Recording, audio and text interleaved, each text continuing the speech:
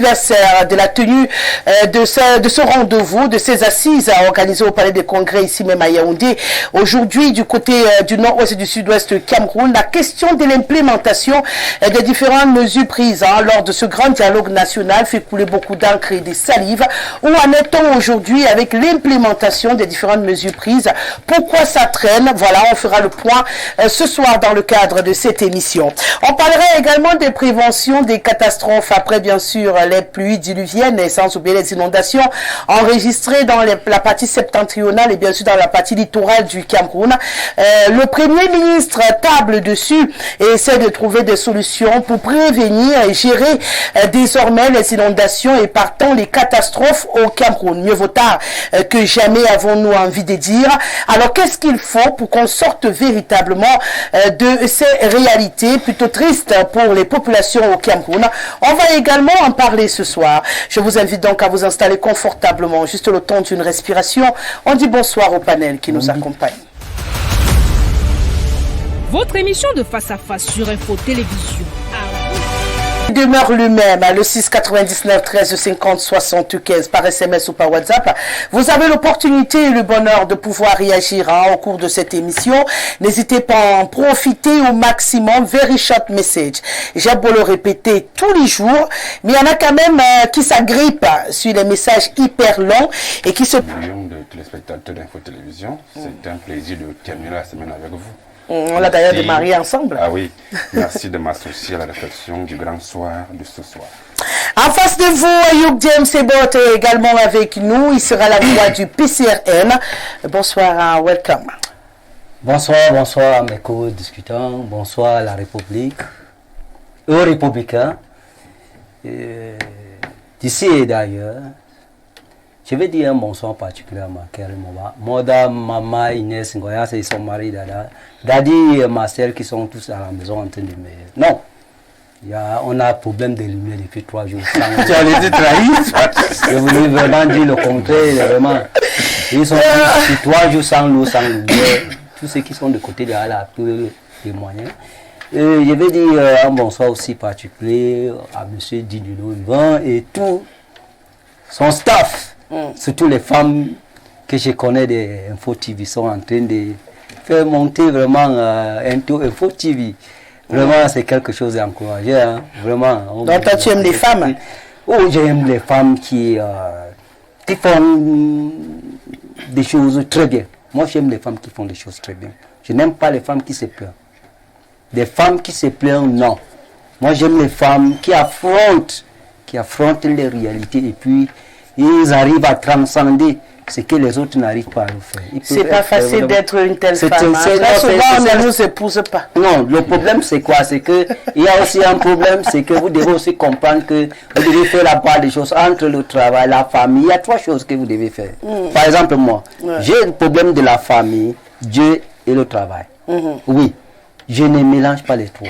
La famille, Dieu et le travail. Vous savez, généralement, c'est pas ces femmes-là le problème. C'est les hommes qui sont en face qui font pas de différence entre la femme au travail, la femme à la maison et la femme à l'église, comme vous dites.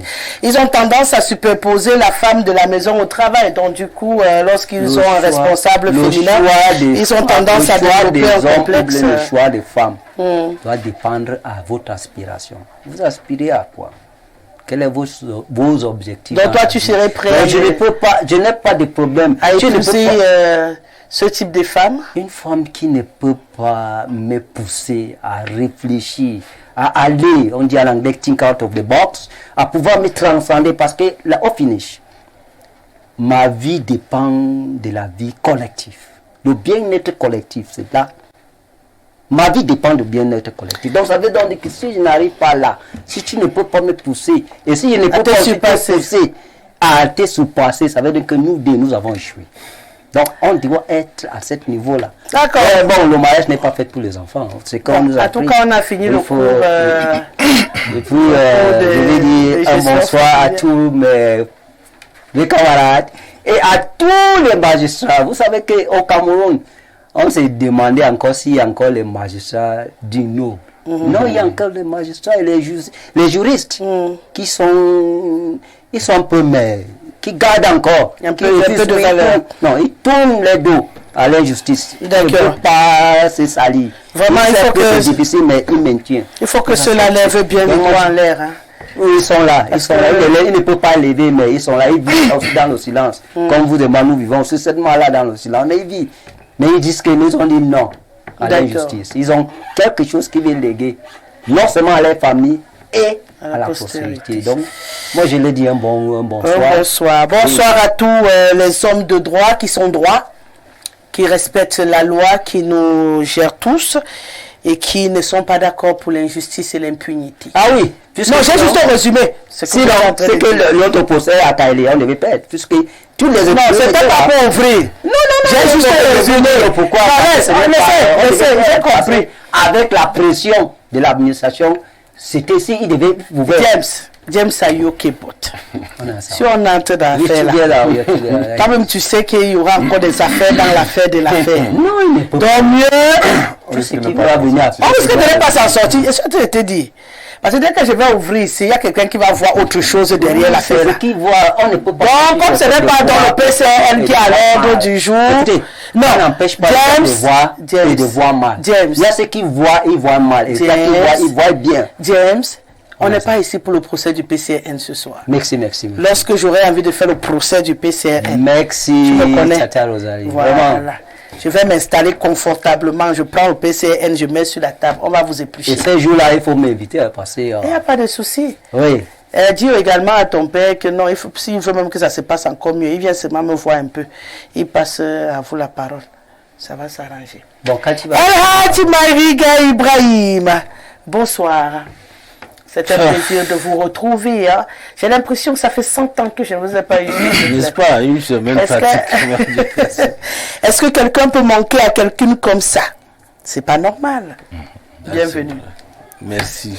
Merci Rosalie. Merci pour l'invitation. Justement, tu t'es confronté à un problème de famille. Ouais. Je crois que je te dis, l'enfant a souffert. Heureusement, Dieu a aidé. Elle a été opérée. Elle est sortie de l'hôpital. Que tout s'est bien passé. Je dis bonsoir à mes co-discutants, bonsoir aux millions de téléspectateurs, les amoureux de Grand Soir. Parce que là, nous avons le retour, hein. Les gens apprécient vraiment l'émission.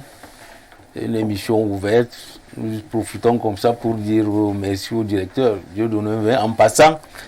Lui, c'est le PDG. Le PDG. La directrice, c'est Hermine Eloga. Le PDG. Voilà. Dieu donné. Et profiter pour le féliciter Madame Dieudonné qui a soutenu avec brio. J'ai vu les images, j'ai apprécié. Madame Nadine Veng. Vraiment. La maman. Exactement. J'ai juste profité pour dire, comme d'habitude, à mes compatriotes, vraiment de ne pas dormir, d'être éveillé, parce que là, nous sommes à l'approche de 2025. Nous avons besoin dans ce pays de changer des mentalités, de changer vraiment beaucoup de choses. Donc, il faudrait absolument, c'est avec l'apport de tout le monde. Ouais, qu'on ne soit pas, n'est-ce pas, des gens clivants parce que j'appartiens à telle religion, avec telle ou telle tribu ou telle ethnie, ou soit l'appartenance, je ne sais de quoi. Non, voyons le Cameroun. Ce que nous appelons les Camerounais, de voir mettons le Cameroun devant l'intérêt général, le bien-être de tous les Camerounais, partout où ils sont. Parce que c'est tout le Cameroun qui souffre. D'accord. Voilà, justement, nous allons débattre d'un sujet là tout à l'heure, vous allez comprendre que vraiment ça ne va pas. Alors le quatrième est nouveau dans la maison, on l'accueille avec beaucoup de plaisir, c'est son baptême de feu sur le plateau du Grand Soir de l'Info Télévision, Florian Tiala Onana, donc la voix de Jouvence sur ce plateau, bienvenue. Bienvenue à vous, bienvenue à tous nos millions de téléspectateurs, l'honneur me choix d'être des vôtres. Ce soir, je commencerai par dire bonsoir à mon épouse, Madame Tchala Monique, sans qui j'aurais même pas été là, parce que tout dépend d'elle. Je dirais bonsoir aux camarades du parti Jouvence, pour lesquels je suis là aujourd'hui. Je ferai un clin d'œil aux sinistrés et leur transmettre un peu de mon énergie, sinistrés du Grand Nord et de l'extrême Nord. On a fini la liste. C'est bon ou il y a encore quelques personnes? Oui, il y a quelques personnes, mais je vais m'abstenir. Je laisse d'abord le reste là pour l'instant. Les salutations et je transmets mes amitiés à mes co-panélistes et je nous souhaite une bonne émission. D'accord. Quand vous arrivez pour la première fois dans ma maison, je donne souvent la règle du jeu. En fait, il n'y a pas de règles. Seulement dire la vérité, parce que je déteste le mensonge sur ce plateau. Si on vous donne l'hypercute, vous donnez la savate. Il n'y a pas de souci. Je suis le seul arbitre sur le plateau. Donc si il siffle, tout le monde s'arrête. On respecte l'arbitre. Pour le reste là, on essaie d'avoir un vocabulaire qui n'est pas injurieux, notamment à l'endroit de ceux qui nous regardent, mais on est libre de s'exprimer. On est d'accord? Voilà. Comme vous êtes le dernier salut, généralement j'esquive quand on est nouveau, mais je vais vous donner l'occasion de parler en premier aujourd'hui. C'était donc le 30 septembre, pour ce qui est de notre première thématique, on parle du grand dialogue national. C'était le 30 septembre 2019, pour ceux qui ont encore souvenance, que s'ouvrait donc de ce côté d'Yaoundé le grand dialogue national. On rappelle quand même que l'événement se voulait la réponse ultime du gouvernement camerounais à la crise dite anglophone qui secouait encore violemment le nord-ouest et le sud-ouest du Cameroun, bientôt 5 ans. Et aujourd'hui, la question de ce qu'on a fait des résultats de ce grand dialogue national se pose avec acuité. Aujourd'hui, où est-ce qu'on en est du côté du nord-ouest et du sud-ouest? On en parle en ce moment. Nous, on profite également sur ce plateau pour questionner l'évolution de l'implémentation de ces différentes mesures. Si on vous demande de faire une lecture panoramique aujourd'hui de la situation après le grand dialogue national. Concernant la question du grand dialogue, je pense qu'il s'y est de partir. La question, c'est pas le tout premier. Il est bon de dire aux téléspectateurs que c'est pas le tout premier dialogue. Peut-être la différence, c'est parce qu'il y a l'expression, le symbole grand. C'est de façon regroupée, c'est le troisième. Parce que partant des années 1961, nous avons eu je dirais des dialogues, pardonnez la tautologie. Nous avons eu la tripartite de 1991, nous avons eu la conférence de Fouman, et puis en 2019, nous avons eu le grand dialogue dont vous faites mention. De façon globale, je pense que la situation n'a pas été réglée dans le fond. Vous voyez, il y a des faits qui nous confortent dans cette position parce que la situation, elle perdure, elle a tendance à s'enliser parce que nous avons toujours des pertes en vie humaine, tant du côté militaire que du côté civil. Nous avons des dégâts nous avons beaucoup nous avons des situations qui nous amènent à nous interroger. Le ressorti du dialogue, s'il faut faire un bilan, jusqu'ici j'aurais une analyse froide. C'est tout ce qu'on attend de vous, M. Tiala Ounana, c'est une analyse froide. Voilà, le ressorti, je disais tantôt, de ce dialogue, et les résolutions sont restées stériles. Elles sont restées stériles parce que pendant les échanges, nous avons eu en face de nous, il y a des partis, essentiellement les partis concernés. Je parlais des leaders. Je veux prendre le cas du Soudan. En 2015, il y a eu un dialogue pareil. Et le chef de l'État appelé, il a sorti certains leaders des géoles. Il a discuté avec eux. Et ceux-là avaient pour capacité d'impacter directement sur l'état d'esprit de leurs troupes et de leurs alliés.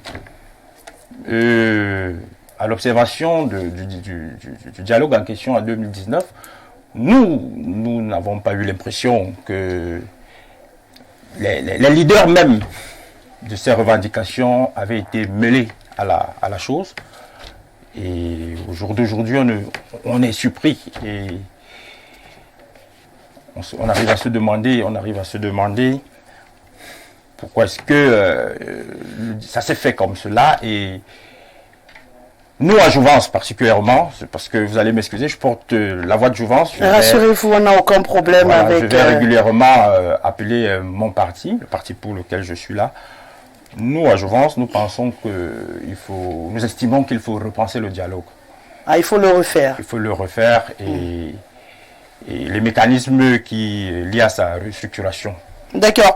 5 jours, hein, Jacques Léonce Awonon, c'est ce qu'il a fallu à près de 600 personnalités pour discuter du côté du palais de congrès de Yaoundé.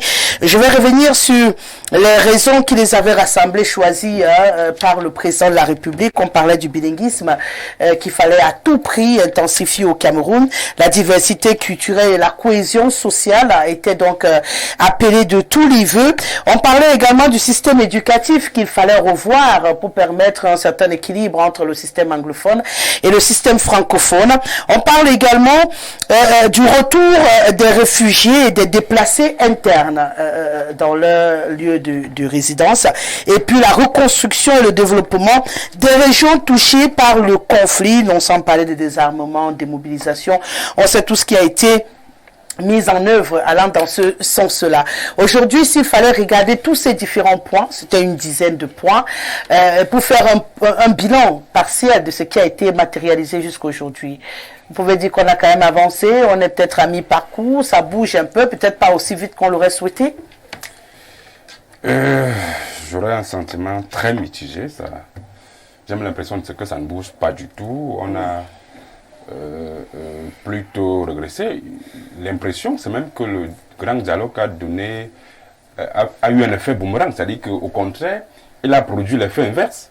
Parce que lorsqu'on prend de 2019 à 2024, 5 ans après, on se rend compte qu'il y a eu plus de dégâts qu'avant que le grand dialogue ne se tienne. Parce que si on entre seulement dans la résolution qui était sortie du grand dialogue, on se rend compte que les objectifs fixés 5 ans après n'ont même pas commencé à être implémentés ou à être atteints. Encore que dans le statut de dialogue en lui-même, on sentait qu'il y avait, on avait un défaut. Parce que lorsqu'on dit grand dialogue national, c'est qu'on appelle tous les enfants de la République pour discuter des questions de la République sur un point précis. Parce que là, on était en pleine crise. Le grand dialogue était une solution sur laquelle le gouvernement en place avait, c'est vrai qu'on avait, on les avait presque forcé la main parce que c'était pas facile d'en arriver jusqu'à ce niveau, parce que le grand dialogue était demandé à corps et à cri par la société civile, les partis politiques de l'opposition. C'était demandé par tout le monde, même la société internationale demandait à ce que les Camerounais puissent s'asseoir pour discuter des questions qui concernent la République. Et dans ce grand dialogue national, il avait été imposé carrément un ordre du jour compromissoire. C'est-à-dire, il y avait les sujets qu'il ne fallait pas aborder. Et pourtant, lorsqu'on dit grand dialogue national, il n'y a pas de sujet tabou. On dit très souvent que le linge sale se lave en famille. Lorsqu'on est ancien en famille, on parle de tout et de rien. Mais là, on avait listé quand même les points. Mais là, il y avait eu un ordre du jour compromissoire. On vous disait, il ne fallait pas parler de telle chose, il fallait plutôt parler de telle autre chose. Et là, ça avait vicié le dialogue. Parce que vous ne pouvez pas appeler une rencontre grand dialogue national. Et lorsque les gens arrivent, vous leur dites, il y a un ordre du jour compromissoire, on parle de telle chose, on ne parle pas de telle autre chose. Et pourtant, le problème qui était posé sur la table avait quelque chose à voir avec la chose dont il ne fallait pas en parler. Parce que là, on parle de la forme de l'État. Et il vous souvient que lorsque cette crise séparatiste a commencé, les revendications de ces gens-là allaient beaucoup plus dans le sens de revoir la forme de l'État. Et aujourd'hui, elles vont de quel côté? Elles sont restées intactes puisque la forme de l'État n'a pas changé. Ah bon, vous avez l'impression que nos frères du Nord-Ouest et du Sud-Ouest revendiquent une forme de l'État? Oui, c'est l'impression que vous avez? Oui, jusqu'ici, je m'en vais dans les revendications de fond. Maintenant, on ne peut plus saisir les revendications. Maintenant, c'est devenu parfois le grand magnétisme. On ne maîtrise plus la situation actuellement. Donc, je parle du début. C'est pourquoi je demande si c'est l'impression que vous avez eue, parce que vous dites que c'est mieux de dire ainsi. Parce que quand vous dites il faisait, c'est comme si c'était commun à tout le monde. Tandis que moi, j'ai eu la sensation qu'il revendiquait la forme de l'État. Parce que personne ne peut affirmer avec certitude que c'est ça le fond de la revendication. Donc, je vous laisse continuer votre propos. Oui, quand je parle de la forme de l'État, par rapport aux revendications, je parle d'un postulat. Lorsque la crise a commencé, c'était les enseignants qui ont commencé, après les avocats qui revendiquaient beaucoup de lois qui n'avaient pas été jusqu'ici traduites en anglais. Donc, la common law. Vous voyez donc là, on revient sur la forme de l'État. Non. Revendiquer la forme, le système éducatif, c'est pas revendiquer une forme de l'État. Il faut faire la part des choses. Hein. Et si je revendique le livre, ça ne veut pas dire que j'ai revendiqué qu'on coupe un fautif en deux. Parce que c'est justement pourquoi je dis qu'il faut qu'on argumente avec ce qu'on a sous la main. Je suis d'accord avec vous. On a vu des hommes de loi demander qu'on équilibre tout à l'heure, même ce qu'on est encore en train de demander. Là, au moins, ça a été fait. On a vu des enseignants qui demandaient de meilleures conditions de travail, mais jusque-là, aucun n'avait prononcé le mot forme de l'État. Donc, je voudrais qu'on restitue les choses telles qu'elles sont. Maintenant, allez-y. J'ai commencé par les revendications corporatistes pour aboutir à quelque chose. On a commencé par les revendications corporatistes pour aboutir à une revendication politique, qui est celle de la forme de l'État. C'est ça la revendication de fond. Non, donc en réalité, c'est pas nouveau. On a commencé par des corporations qui revendiquaient des meilleures conditions de travail, ou alors, je sais pas, la prise en compte de leur État, pour aboutir à ce que les gens ont commencé à dire nous ne voulons plus être avec vous, nous voulons créer notre État à nous. Ou alors, parce qu'en fait, ça a évolué. Ils ont commencé à dire, nous voulons le fédéralisme à 2 États. Nous voulons notre État. Après, ils ont commencé à dire, nous ne sommes même plus avec vous. Nous voulons créer notre État. Ils sont allés jusqu'au séparatisme. Donc, j'évolue dans l'argumentation pour dire qu'en réalité, lorsqu'on est arrivé au grand dialogue, il était donc question de prendre en compte cette revendication-là. Vous ne pouvez donc pas organiser un grand dialogue pour résoudre un problème ponctuel et vous empêcher aux gens d'évoquer ce problème ponctuel lors du grand dialogue national. Je crois qu'en ce moment, le dialogue est vicié. Et aussi, la personne même qui convoque au grand dialogue national, le président de la République, n'y avait pas été là. Donc, ça peut aussi, quelquefois, dévoyer le dialogue. Si vous qui convoquez les gens à venir parler des questions qui concernent la République, vous n'êtes pas là, vous envoyez des gens, ça peut dévoyer dans le fond le dialogue. Donc pour vous, le dialogue a été dévoyé. Le dialogue a été dévoyé dans le fond. Les gens se sont retrouvés pour manger des biscuits, et manger du caramel et boire les jus. Et après, on nous a pondu des résolutions qui jusqu'ici ne sont pas implémentées. Donc, le problème de fond, c'est la structuration du grand dialogue national. Comment est-ce que ce grand dialogue a été structuré dans le fond? Mais l'objet de notre débat, c'est 5 ans après, où en est-on avec les résolutions? Oui. Ça veut dire que le grand dialogue, il a eu lieu. On peut être d'accord avec lui qui dit peut-être il y a eu des soucis, il faut le refaire.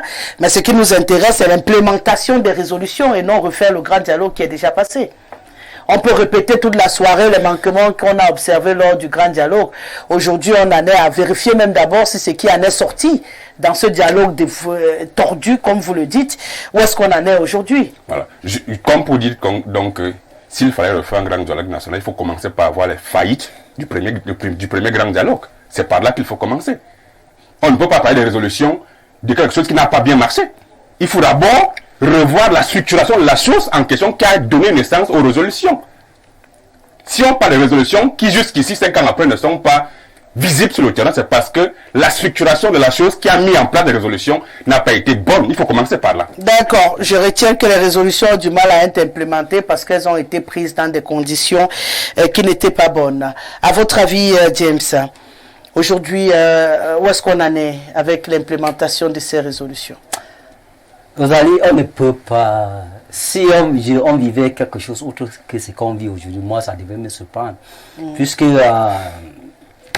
le gouvernement a tellement sous-estimé la capacité nuisance de ceux-là qui s'appellent les sécessionnistes. Il a sous-estimé. En conflit, il y a les étapes. il y a les étapes. Le gouvernement n'a pas voulu suivre cette étape formelle pour arriver à faire cette planning. Ils n'ont pas suivi, ils ont brûlé les étapes. C'est pour ces raisons, ça c'est très difficile qu'ils implémentent ce qu'ils sont entrés parce que l'approche, vous savez, ici chez nous, qu'est-ce qui se passe? C'est que ceux qui me dirigent, ils prennent leur rang social. Ce n'est pas pour travailler, pour résoudre les problèmes, mais c'est plutôt pour contrôler la vie sociale des autres. Voilà là où se trouve le problème. Et je veux vous dire une chose que quand on parle de dialogue dans un conflit, c'est qu'il y a d'abord une analyse qui doit être faite. Et l'analyse consiste à quoi? À raconter tous les partis, je dis bien tous les partis impliqués directement ou indirectement, en anglais on dit des stakeholders. Tout le monde qui est impliqué, on doit le raconter, peu importe, parce qu'il y a une différence entre lorsqu'il y a un conflit armé, parce qu'il y a plusieurs types de conflits, hein. Ce type de conflit armé, elle est très dangereuse. Elle peut nous prendre même 20 ans. On n'arrivera jamais à implémenter ce qu'on a fait. Pourquoi? Parce qu'il y a un mauvais planning. Il y a certains éléments qu'on n'a pas pris en considération. Il y a certaines voix qui n'ont jamais été entendues, qui devaient prendre en considération. Avant d'arriver au point où on amène les gens sur la table, il y a d'abord un travail qui doit être fait. L'analyse de ce conflit. Qui sont impliqués. Pourquoi ces conflits-là, quelle est l'origine de ces conflits? Cette peuple, ils revendiquent quoi? Est-ce qu'ils ont vraiment le droit de revendiquer? Il y a tout ce travail qui doit être fait. C'est à base de ce travail-là qu'on commence maintenant à savoir qui peut faire quoi où. Qu'est-ce qu'il faut? Qu'est-ce qu'il ne faut pas mettre? Qui doit être sur la table? Pour passer d'abord, on ne passe même pas à ce qu'ils sont en train de faire là, on parle de la reconstruction. On n'arrive pas à ce niveau-là d'abord. On passe d'abord à amener les gens à accepter le plan qui serait implémenté. On présente le plan. On doit présenter le plan à qui? Voilà, à tous ceux qui sont impliqués dans ce conflit-là. Ceux qui demandent les sécessionnistes, est-ce qu'ils ne sont pas... C'est les qui sont anti. Non, concrètement, je veux comprendre. On organise quoi, une réunion avec les sécessionnistes, puis on fait un diaspora sur le mur, on leur dit voilà ce qu'on va faire ici. Non, ce n'est pas comme ça. Je vais vous dire, ce n'est pas comme ça qu'on résout des conflits. Nous sommes comme ça dans un conflit. Non, j'ai écouté vos propos. Vous avez dit on devait présenter le plan de construction aux différents partis. Je dis bien après, pas avant. Ils sont en train de construire sans toutefois être tombés d'accord sur ce qui devait être fait. Avec qui? C'est ce que avec ceux-là qui sont les sécessionnistes. Alors je vous demande concrètement comment ils devaient faire. Ils devaient organiser la réunion avec les gens qui sont en forêt et leur expliquer ce qu'ils comptent faire pour réparer les écoles qu'ils ont cassées. Lors des dialogues, on devait amener tout le monde. Quand on dit dialogue, ça veut dire qu'on vous avez parlé de reconstruction. C'est ce qu'ils sont en train de faire. Justement. C'est l'implémentation, on parle de la reconstruction. Oui. Alors, ils sont en train de faire quelque chose que au préalable, ce qu'ils devaient faire au préalable pour aboutir à ça, ils n'ont pas fait. Ils ne sont pas tombés d'accord. C'est pour ces raisons où, pour implémenter, il y a problème de l'insécurité. Ils ne sont pas tombés d'accord parce qu'ils ne sont pas sûrs que ce qu'ils vont construire, on ne va pas détruire demain. Alors, c'est d'abord ce travail qui doit être fait. Que tous ces partis-là tombent d'accord que, bon, voilà. On est d'accord qu'on doit, voilà ce qu'on doit implémenter. Ils ne vont pas détruire ce qu'on est en train de le faire. Alors moi j'ai une dernière question. Oui. Qu'est-ce qu'ils revendiquent? Mais ils disent qu'ils revendiquent la sécession. C'est pas ce qu'ils disent là. C'est ce qu'ils disent. Donc ils revendiquent qu'on divise au Cameroun. Qui veulent la vie. Oui. Ce n'est pas et puisque vous savez que c'est impossible, comment voulez-vous donc que les gens tombent d'accord lorsqu'ils ont des envies qui ne peuvent pas cohabiter? Écoutez, je vais vous dire quelque chose. Ça, ce que vous dites là, on n'applique pas la force. Non, écoutez, j'ai une question. Vous êtes d'accord pour qu'on divise le Cameroun? comment on va diviser? Si on ne peut pas diviser le Cameroun, mais vous devez comprendre que on doit négocier pour que le Cameroun reste un. Non, je demande donc négocier comment? Je veux comprendre. Donc, c'est pour cette raison. Donc, toi, tu dis qu'on doit diviser mon téléphone-ci en deux.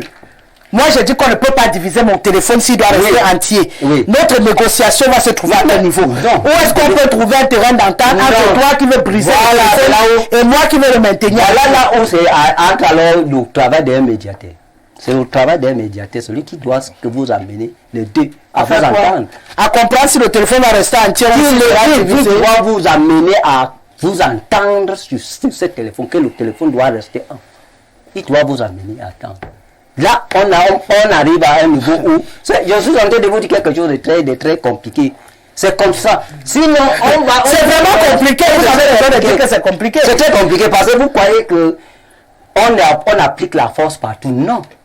Il y a un moment où on peut prévenir. Non, là, il n'y a même pas question de force. Il y a un no-sense quelque part. Oui. Il y a un no-sense quelque part. C'est pourquoi je repose la question. Oui, vous savez... Si on a une affaire de cohabitation, deux frères qui habitent dans une maison et qui ne s'entendent pas, là on peut dialoguer pour amener la paix. Oui. Mais lorsqu'on a quelqu'un qui dit que pour que le téléphone fonctionne, il doit être entier. Est-ce que vous savez? Et qu'on doit le briser. Est-ce que vous savez? Et que moi je ne suis pas d'accord. On fait comment pour réussir à faire asseoir ce type? Est-ce que vous savez? Je vais vous dire quelque chose. Vous voyez ce conflit qui existait entre Boko Haram et les terroristes et le Cameroun. C'est différent entre... Personne n'a dit que c'était la même chose. Voilà, c'est pour ça que lorsque c'est des enfants du même pays... Non, on ne met pas les enfants du même pays. Comment ça? Il y a quelqu'un qui dit qu'il n'est pas du pays. Non, attention, ce n'est pas... Il y a quelqu'un qui dit qu'il n'est pas du pays. Ce n'est pas... Voilà alors de pousser, ce n'est pas parce qu'il dit qu'il n'est pas... Il vivait d'abord où? Est-ce qu'il vivait hors de ces pays? Ce n'est pas parce que quelqu'un peut-être... Pour des raisons où il ne peut pas tenir. Donc on peut considérer que c'est des mots. Il dit quelque chose et puis tu acceptes que oui, c'est ce qu'il a dit. C'est vrai. Non, ce n'est pas ça. Ah, ok. Tu dois aller au fond. Donc ils peuvent dire comme ça. Alors au fond, ils ne veulent pas la sécession. Pourquoi vous dites ça? Pourquoi vous arrivez? Pourquoi vous dites ça? Pour quelle raison? C'est ça qu'on dit que tu dois analyser, tu dois raconter, savoir exactement. Parce que je vais vous dire quelque chose. Par moment, ce n'est pas ce que ceux-là disent qui veut le fond. Non.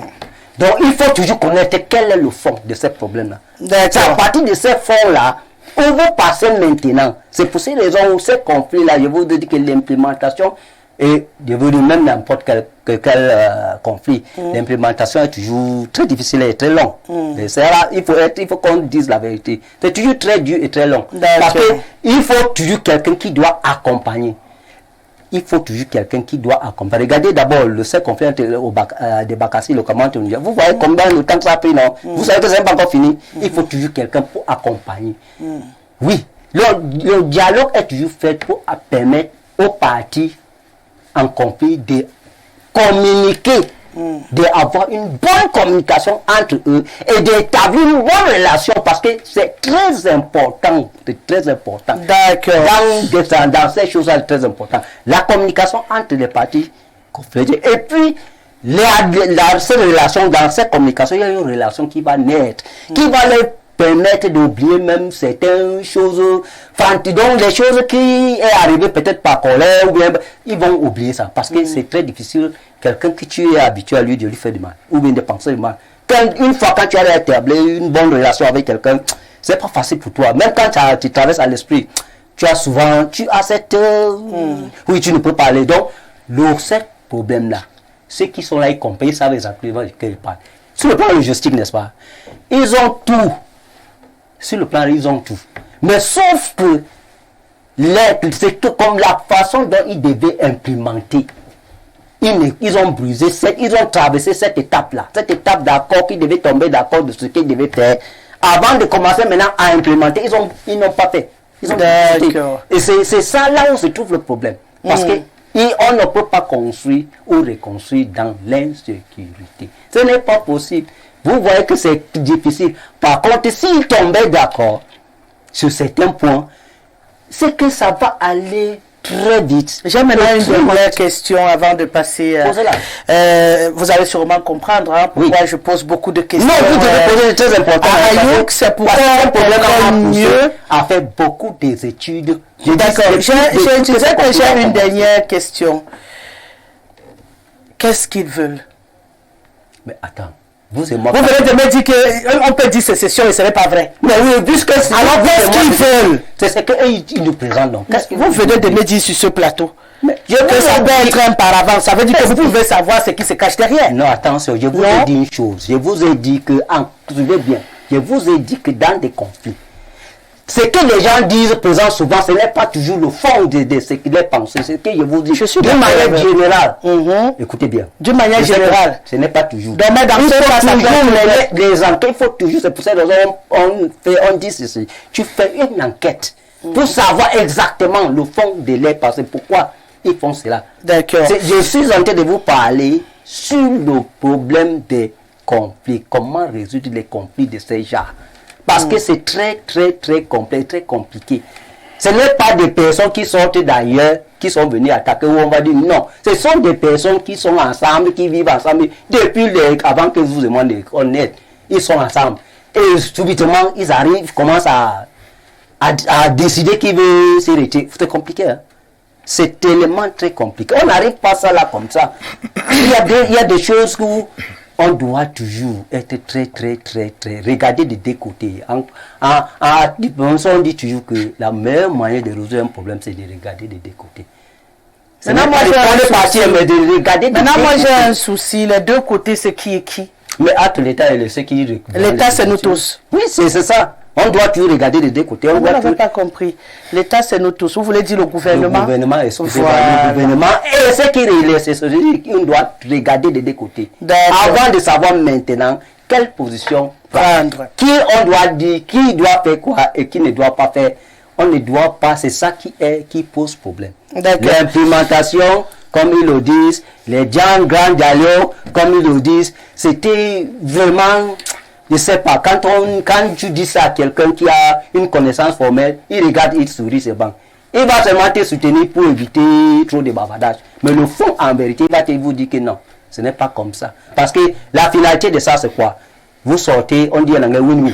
Non, il ne faut pas que quelqu'un d'autre. Sinon, si vous arrivez au point où quelqu'un d'autre gagne, ça veut dire que intérieurement, il va accepter ce qui, demain ou l'autre, ou après-demain, ce même conflit va encore surgir.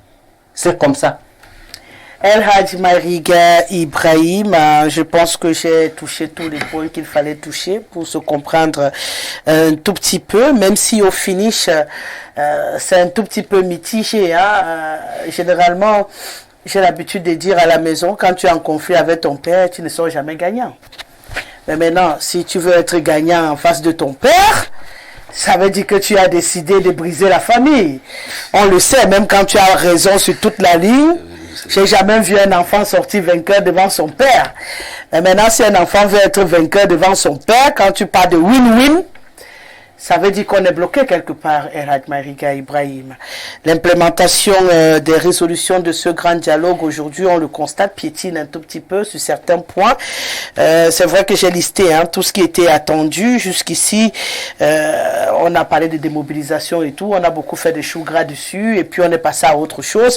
Aujourd'hui, on parle de reconstruction, mais il faut reconnaître que concrètement sur le terrain, les échos ne sont pas totalement clairs.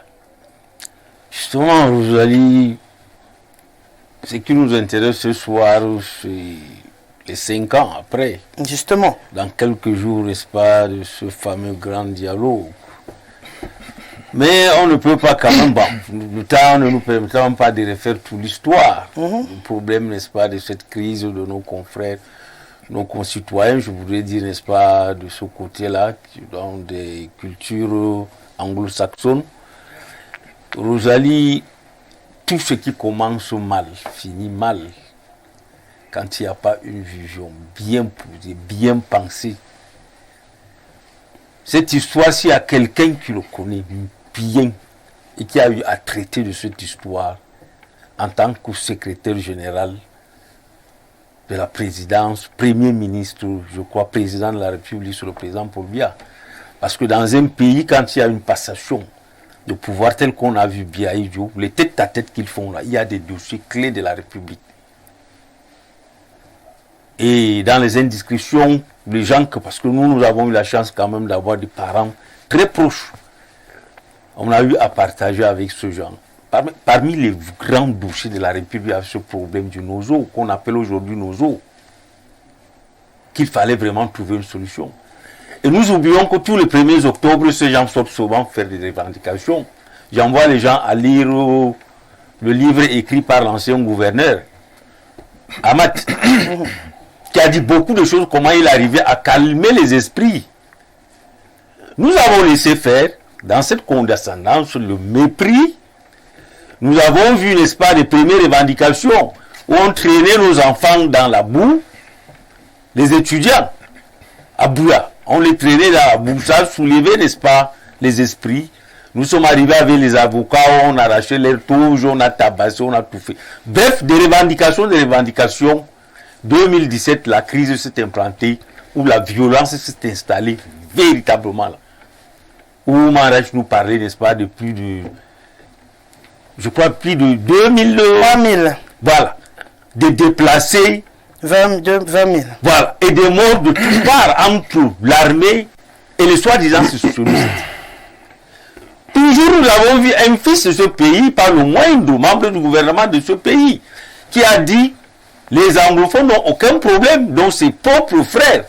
Si ton fils sort, tu cries la famille avec ses autres frères, et qu'il sort dire non, papa la même manque, il n'y a aucun problème là-bas. Nous avons vu des gouverneurs dans ces zones-là qui ont insulté, qualifié des mots très durs. Nous avons vu des télévisions ici, des journalistes qui ont dit des choses très fortes de ce genre, des cafards, on les a traités de tout. La crise s'est installée. On est d'accord? Quand ça a dépassé l'état où on a pu. Si vous avez fini de lister ce qui a été dit en face, vous devez continuer en disant qu'il y a des gens qui ont été décapités également là-bas. Non, ce n'est plus ça. Non, mais vous n'avez pas cité. Non. Vous avez juste cité un côté. Il faut tout Je vous ai dit, on ne peut pas refaire toute l'histoire. Pourquoi vous faites l'histoire partielle? Je vous ai dit de deux côtés. Pour le besoin de je vous ai dit de deux côtés. A dit qu'il y a des gens qui ont critiqué. La violence, c'est en 2017 que ça s'est installé. On a commencé à voir des violences, des actes forts posés par ce gars. Rosalie, c'est là où je dis quelque part. Aujourd'hui, on fait le tour des régions du Cameroun pour montrer, n'est-ce pas, un film documentaire du chef de l'État où on ne cite que des bons côtés. C'est un prophète, c'est Dieu Tout-Puissant, qui n'a jamais fauté, qui a tout fait depuis qu'il est au Cameroun. Bien fait, tout est bien passé. Mais j'espère qu'après, les gens vont revenir nous expliquer comment il y a eu une faillite pour que les Camerounais arrivent aujourd'hui, des milliers de Camerounais déplacés, des milliers de Camerounais morts, forces armées et nos propres fils. Donc, j'arrive maintenant, n'est-ce pas, au niveau du dialogue. On ne peut pas préparer un dialogue. Monsieur, mon ami a dit quelque chose de très important tout à l'heure. Là, il a oublié de citer quelqu'un comme le Christian Toubi, qui a dit, je voudrais d'abord qu'on ait quelque chose en famille, entre frères, qu'on en débatte, qu'on en discute, qu'on pose nos revendications, qu'on mette des limites. Nous n'allons pas aller jusque-là. Voilà ce qu'on doit réclamer et tout. Il y a eu des arrestations.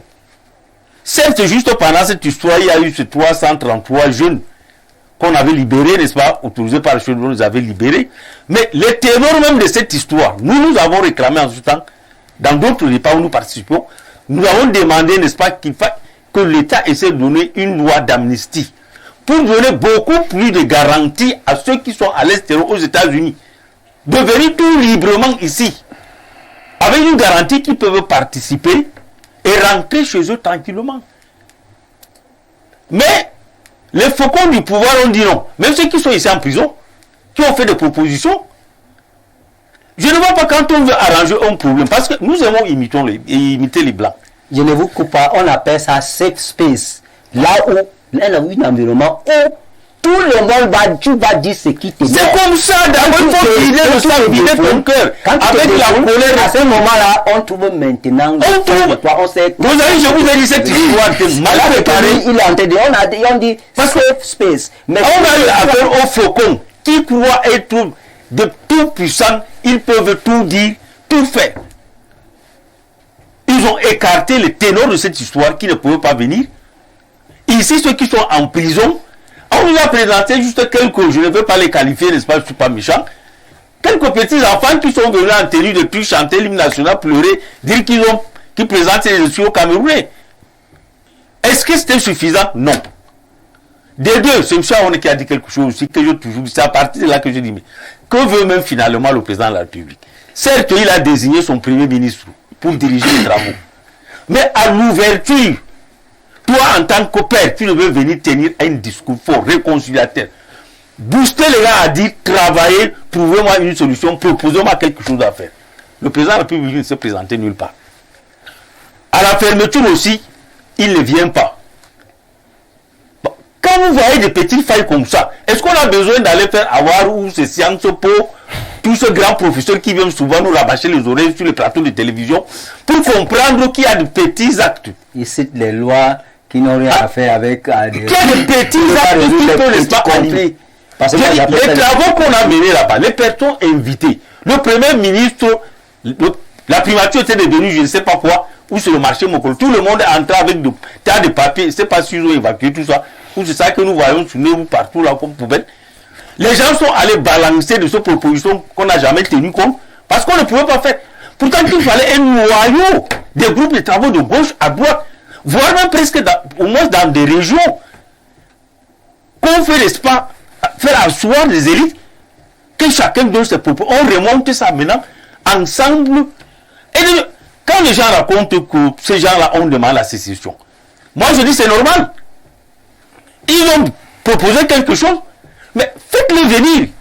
Vous avez compris quand même ce que le Premier ministre avait dit, qu'on devait parler de tout. Mais toujours un autre ministre, Faucon, je ne sais pas sur quoi il compte souvent pour dire des choses, il est allé en France pour dire il y a des choses qu'on ne touchera pas, jamais. Quand il y a un problème comme ça, moi, j'ai vu tellement de failles dans cette histoire, faire asseoir les fils. Oui, pour tout à l'heure, tu as pris l'exemple avec ton téléphone. Je suis libre de dire le téléphone là nous appartient. C'est divisons ça en deux. Mais surtout, quand toi, tu as le plus grand outil, Roulali, je crois bien que la partie francophone, nous sommes plus nombreux que les autres. Faire asseoir maintenant, les expliquer le bienfait d'être ensemble. De laisser ce téléphone-là intact tel qu'il est. Parce qu'en le cassant, ce téléphone ne peut ni te servir, ni me servir. On est d'accord? Et on ne sait pas où tu peux aller trouver une pièce de rechange. Donc, laissons ce téléphone tel qu'il est, utilisons-le à deux, parce que nous sommes deux frères, nous sommes deux propriétaires. C'est notre bien commun. Si vous avez on n'a jamais accepté ça. Si vous avez quelqu'un au Cameroun qui ne comprend pas la raison d'être ensemble, ça veut dire qu'il n'est pas camerounais. C'est à vous d'amener vous qui vous le reste, non, vous le reste c'est qui? Le reste c'est les Faucons, nous autres Camerounais du sud, de centre, de l'est. Qui avons quoi de plus? Non. Pour aller expliquer à d'autres Camerounais pourquoi ils doivent venir au pays. Mais le dialogue était fait pourquoi? Non, je suis sorti du dialogue. C'est ce que je dis. Et dans le dialogue là, nous tous on devait partir s'asseoir là-bas. Pas nous tous. Impossible. Même ceux qui sont là-bas, les travaux en commission là. Mais qu'on fait asseoir ces gens, qu'on en discute et montrer le bienfait de ne pas se séparer. Mais quand vous dites non, vous ne touchez même pas à ça. Vous allez seulement rester avec nous. Vous montrez votre force. Où en sommes-nous aujourd'hui, 5 ans après? Donc, si je vous écoute, donc, on ne doit plus entendre les cris et les grincements des dents. Rosalie. De la part de qui? Rosalie. De tous les côtés. Tout le monde reste donc tranquille, puisqu'on chacun a ce qu'il veut. 5 ans après aujourd'hui, nous questionnons toutes ces résolutions, tout ce qu'on a eu à dire là-bas. Il y a eu justement, on voit des travaux qui patinent là-bas, parce que la personne qui est chargée, même le ministre Tasson, je crois bien, dernièrement il s'expliquait là. Comment on peut reconstruire quelque chose où personne, il n'y a pas eu d'entente? Rosalie, j'ai dit dans cette histoire, il faut refaire, c'est M. Aoun qui disait la raison, même l'autre, il faut refaire ce dialogue. Et pour refaire ce dialogue, il faut une loi d'amnistie qui peut garantir la sécurité de nos frères qui sont de l'autre côté. Que tout le monde vienne, on se retrouve là. On paye les hôtels à ce genre. Si on peut payer pour le football, on peut mettre même 1 milliard pour payer les hôtels. les voitures, qu'on les accueille ici en tant que fils et filles du Cameroun. Ah, donc ça veut dire que il y a des gens qui contribuent à ça étant dehors. Mais ce n'est même pas. C'est quelque chose. Le gouvernement qui nous dit tout le temps. Rosalie. Et on les arrête là-bas, on apprend. On n'a jamais fait la guerre un pauvre. J'ai dit il faut enlever notre orgueil là de francophones. Que les gens ont développé un pauvre. Rosalie, il y a des documentaires quand tu suis là. Les grands pays que nous croyons comme les États-Unis ou autres. C'est des gens qui négocient avec les terroristes. Il ne faut pas qu'on se trompe. Je veux juste Pour arriver à une paix. Ça veut dire que, si je comprends bien, les pauvres sont ici et puis il y a les riches là-bas qui leur donnent les moyens. Oui, et puis aujourd'hui, on ne sait même pas qui est qui. On a laissé la chose se métastaser maintenant. On ne sait pas par où. Depuis que les membres coupés et tout ça. Il va trouver le moyen de la logistique pour faire ce genre de choses. D'accord.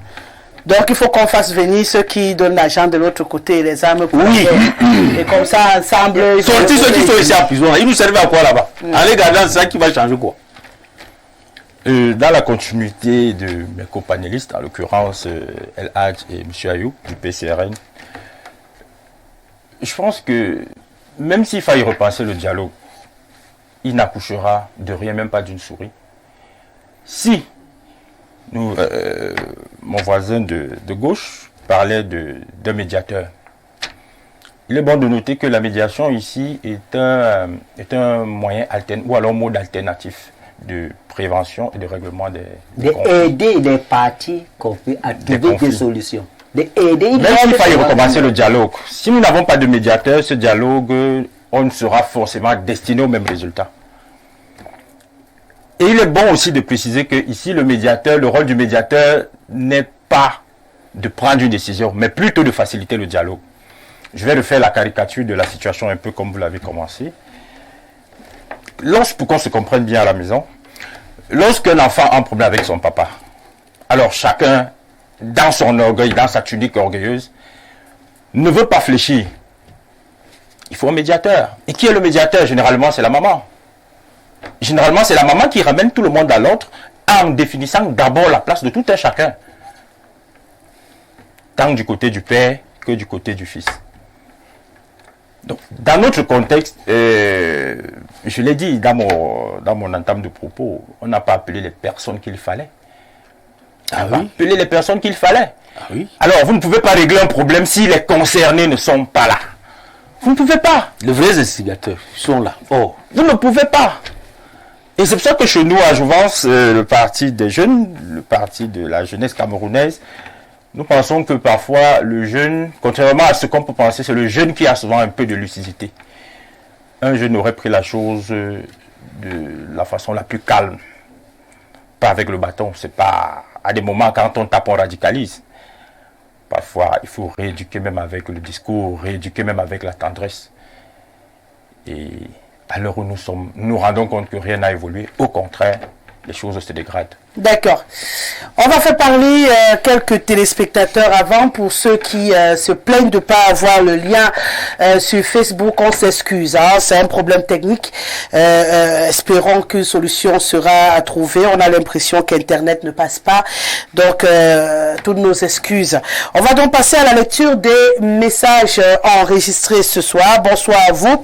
Très bonne émission. C'est Ludovic qui nous écrit depuis Ngusso ce soir. Bonsoir à toi Rosalie, à ton riche panel. Le grand dialogue national 5 ans après, que du flop, mais rien du tout. S'il est vrai qu'au départ l'initiative a été fort louable, il reste que les acteurs interpellés dans cette assise d'envergure et déterminante pour le Cameroun étaient tous mis de côté. Du coup, c'était devenu une véritable messe du RDPC où tous les membres du gouvernement ont failli, tous les membres du gouvernement ont assailli la scène et balayé carrément les points essentiels, la volonté de décentraliser le pays et réorganiser les mécanismes d'attribution de prestigieux postes dans l'appareil de l'État, office du NOZO et les revendications corporatistes, pour ne citer que quelques points. Dommage. Les supposées résolutions sont passées au vent. On est resté finalement dans la continuité de la crise du NOZO. Que Dieu inspire à nouveau nos gouvernants. Très bon débat. Ernest Zambo, journaliste événementialiste depuis Ekounou, un inconditionnel téléspectateur du Grand Soir. Le fait que tu sois justement inconditionnel doit te dire que tous les jours je pleure que réduisez la longueur des messages. Hein, Zabo? Tu es un inconditionnel, mais toi, tu me ponds toujours les messages longs. Qu'est-ce que je t'ai fait? Waouh! Voilà l'autre. Quelle luminosité personnalisée que de regarder Rosalie au moment du soleil couchant. Je n'oublie pas l'illustre Panay dans des discussions sur ce chantier féminin en permanente construction. Le métronome Ibrahim, tout rayonnant, attendant cracher son venin sur le partillon pyromane. Un baptême médiatique pour le bleu, au sombok pour les mariés.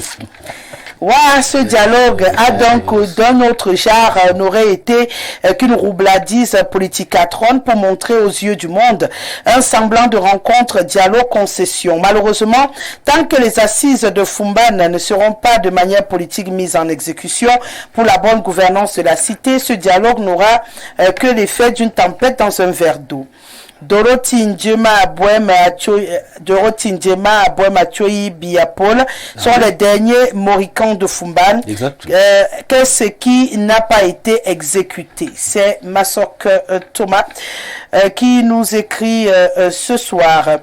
Autre réaction, bonsoir Rosalie, le grand dialogue national a été un grand échec parce qu'il n'était pas sincère. On a assisté à un grand monologue national de toutes les sections RDPC du Cameroun. Le cardinal Christian Toumi avait fait une esquisse de projet de résolution qui passait par une all-anglophone conference pour lister les revendications afin de les mettre sur la table de discussion du grand dialogue. La force ne résout pas tous les problèmes, c'est Zigli qui nous écrit ce soir.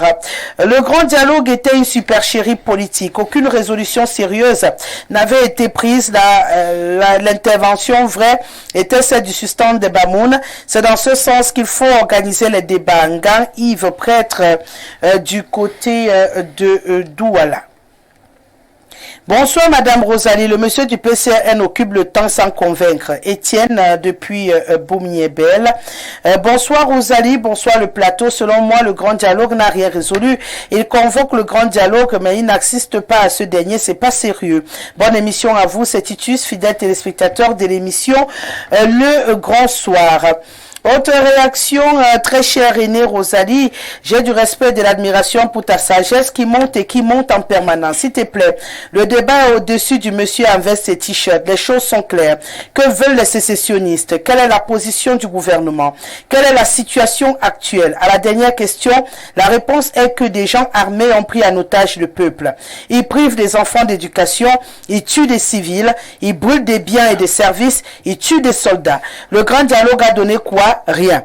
Des gens et surtout des bandits en col blanc se sont assis, ont créé une occasion de vol et se servent avec frénésie sur les fonds débloqués. Nous sommes à l'ère du grand banditisme des deux côtés et cette crise va encore durer car elle fait des affaires de ces gens. C'est Benji qui nous écrit. Bonsoir ma belle Guessele. Si le père veut brader le patrimoine familial, l'enfant dit est-ce que c'est pour autant est-ce que c'est pour autant dire que l'enfant veut avoir raison devant son père? Le gouvernement ne veut pas travailler dans les règles de l'art afin que chacun puisse bénéficier du gâteau national. De quoi a-t-on peur? C'est Patrick qui nous écrit depuis Odia. Bonsoir Madame Rosalie. La présence d'un médiateur impose la franchise et assure les véritables leaders cachés dans les brousses. Ils pourront ainsi sortir avec la quasi-garantie que la promesse de ne pas procéder à leur arrestation sera tenue. Sans les vrais acteurs, on n'aura jamais les vraies revendications et les solutions seront aussi efficaces que nous le voyons aujourd'hui. C'est Hans qui nous écrit depuis Soa. Bonsoir, tous les soirs, vous dites les mêmes choses. Et vous ne proposez rien lors des campagnes électorales pour nous convaincre. Mais le peuple continue à faire confiance aux mendiants de la paix.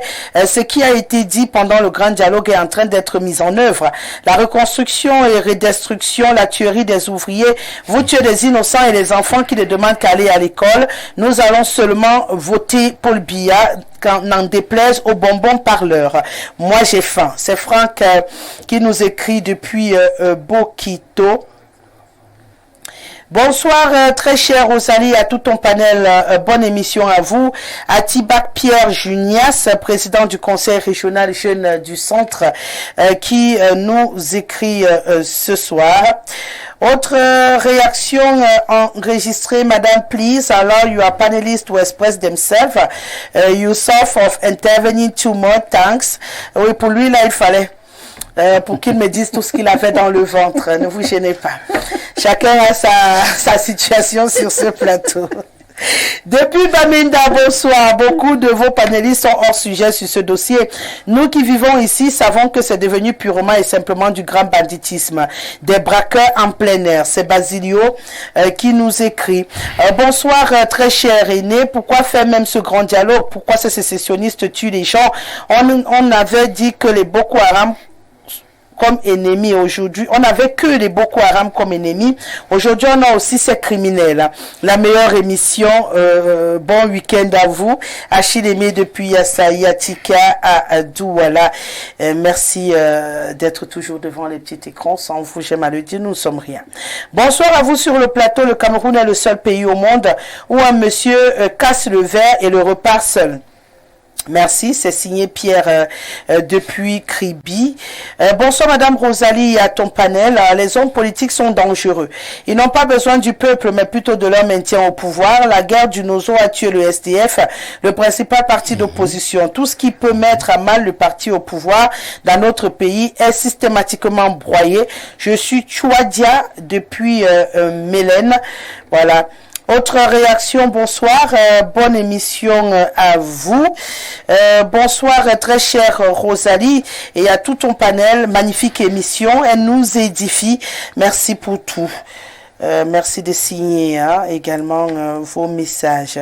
Pour ceux qui m'envoient des vidéos, je sais pas ce que je suis censé en faire. Ceux qui m'envoient également des voices, je ne peux pas les utiliser. Je dois évoluer avec cette émission.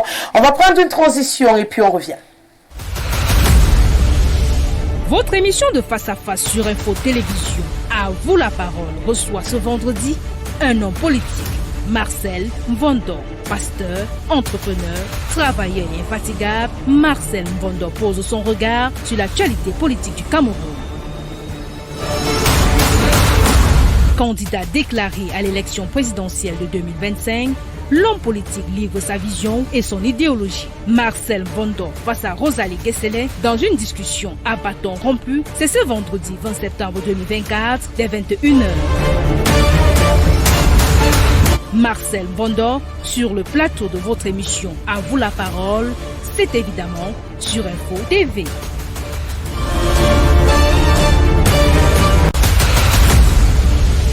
Votre émission de Face à Face sur Info Télévision, À vous la parole, reçoit ce vendredi un homme politique, Marcel Mvondo. Pasteur, entrepreneur, travailleur et infatigable, Marcel Mvondo pose son regard sur l'actualité politique du Cameroun. Candidat déclaré à l'élection présidentielle de 2025, l'homme politique livre sa vision et son idéologie. Marcel Mvondo face à Rosalie Guesselet dans une discussion à bâton rompu. C'est ce vendredi 20 septembre 2024 dès 21h. Marcel Mvondo sur le plateau de votre émission À vous la parole. C'est évidemment sur Info TV. Voilà, vous l'avez compris, nous avons encore rendez-vous tout à l'heure lorsqu'il sera 21h dans le cadre de votre émission À vous la parole. On a discuté encore sur ce plateau. 2025 est une année charnière parlant de politique au Cameroun et il faut dire que les uns et les autres se déclarent pour ce rendez-vous hyper important pour la nation camerounaise et Marcel Mvondo se déclare donc candidat à la présidentielle de 2025 qui sera sur le plateau d'À vous la parole ce soir. On va parler encore de ces élections, des raisons de sa candidature et surtout de la souveraineté du Cameroun qui l'intéresse au plus haut point dans son plan d'attaque dans le cadre de cette élection à venir. On vous donne simplement rendez-vous tout à l'heure. Lorsqu'il sera 21h, ce sera évidemment sur Info Télévision, les 317 du Canal Sat.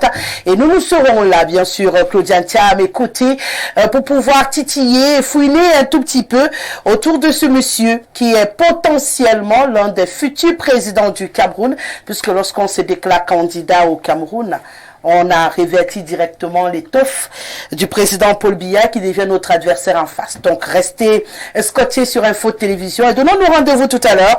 On aura l'occasion de découvrir tout ce qu'il y a à découvrir sur Marcel Mvondo. N'oubliez pas de poser toutes vos questions pendant l'émission qui sera interactive pour permettre bien entendu aux uns et aux autres de pouvoir mieux cerner ce potentiel candidat.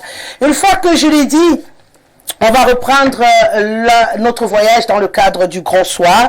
On parle à présent de prévention et gestion des catastrophes au Cameroun, après les inondations qui mettent en mouvement le gouvernement camerounais depuis quelques jours déjà pour voler au secours de nos frères de l'extrême nord du pays. On se rappelle également que le littoral n'est jamais en reste avec ces problèmes d'inondation. Au-delà, pour entrer dans le phénomène des catastrophes naturelles, il y a quelque temps, on a eu des éboulements à Yaoundé et le même constat s'impose souvent de lui-même, El Hadj Maïga Ibrahim. C'est qu'on a du mal à gérer les catastrophes au Cameroun. On a du mal à prévenir les catastrophes au Cameroun. Le Premier ministre, il y a seulement quelques heures, tenait donc des assises allant dans ce sens-là pour se dire comment barrer la route à cette mauvaise gestion des catastrophes, comment prévenir de façon efficace ce type de situation au Cameroun. Est-ce qu'on peut se dire que finalement on a pris le taureau par les cornes, ou pour vous c'est une tempête dans un verre d'eau? Rosalie, un État, on dit gouverner, c'est prévoir. Bon, pour établir d'abord la vérité, la sincérité de la chose, c'est quoi? Dans aucun pays, on invente ou on ne souhaite, n'est-ce pas, une catastrophe, ça arrive. Parce que là, c'est le fonctionnement de la nature, c'est comme ça peut arriver. Il y a des catastrophes causées par des erreurs humaines, on est d'accord. Il y a des choses naturelles, comme ce que nous voyons, n'est-ce pas, au niveau de l'extrême nord. Mais qui est répétitif, comme c'est que chaque année, la période des grands, n'est-ce pas, non crues de pluie, il y a toujours des inondations. Donc, quand nous parlons, c'est que nous allons peut-être, n'est-ce pas, je venais de dire là tout à l'heure, n'est-ce pas, gouverner, c'est prévoir. Il y a des catastrophes qu'on peut prévoir si les gens sont sérieux, si on se soucie de la vie des citoyens. Le cas de l'extrême nord qui nous préoccupe, n'est-ce pas, aujourd'hui, il y a eu des promesses faites.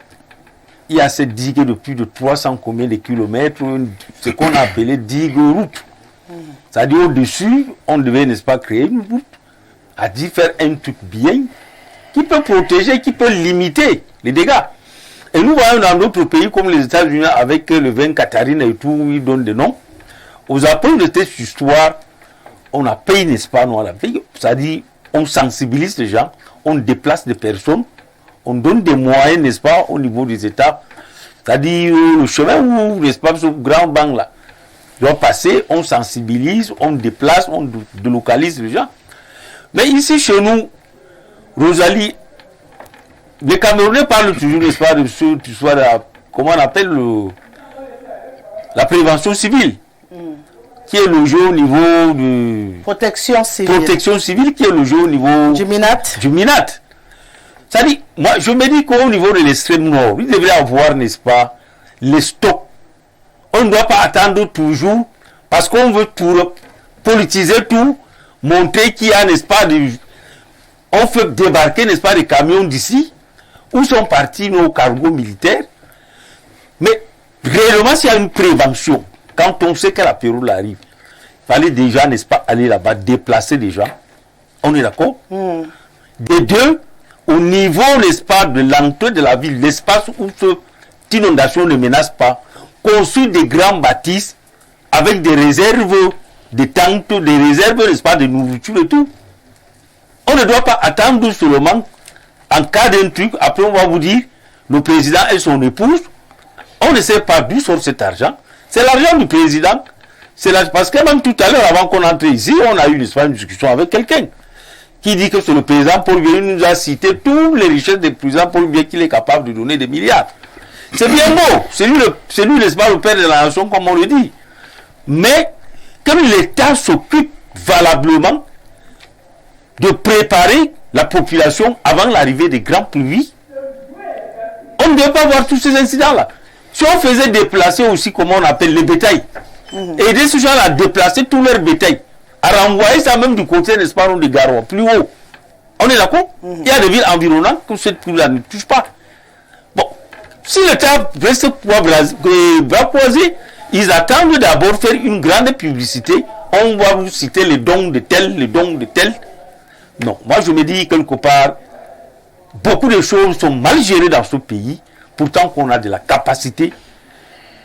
Quand les gens viennent sur le plateau, ils vont vous dire, avant il y a quoi, ce qu'on avait suivi, n'est-ce pas, quelque part, où les gens vont vous dire, non, avant, il n'y avait que 7 millions de population au Cameroun, et aujourd'hui peut-être ça nous dépasse parce que des catastrophes, je dis, comme ce que nous vivons au niveau du nord-ouest, comment on appelle, de Marois, c'est des choses qui sont répétitives.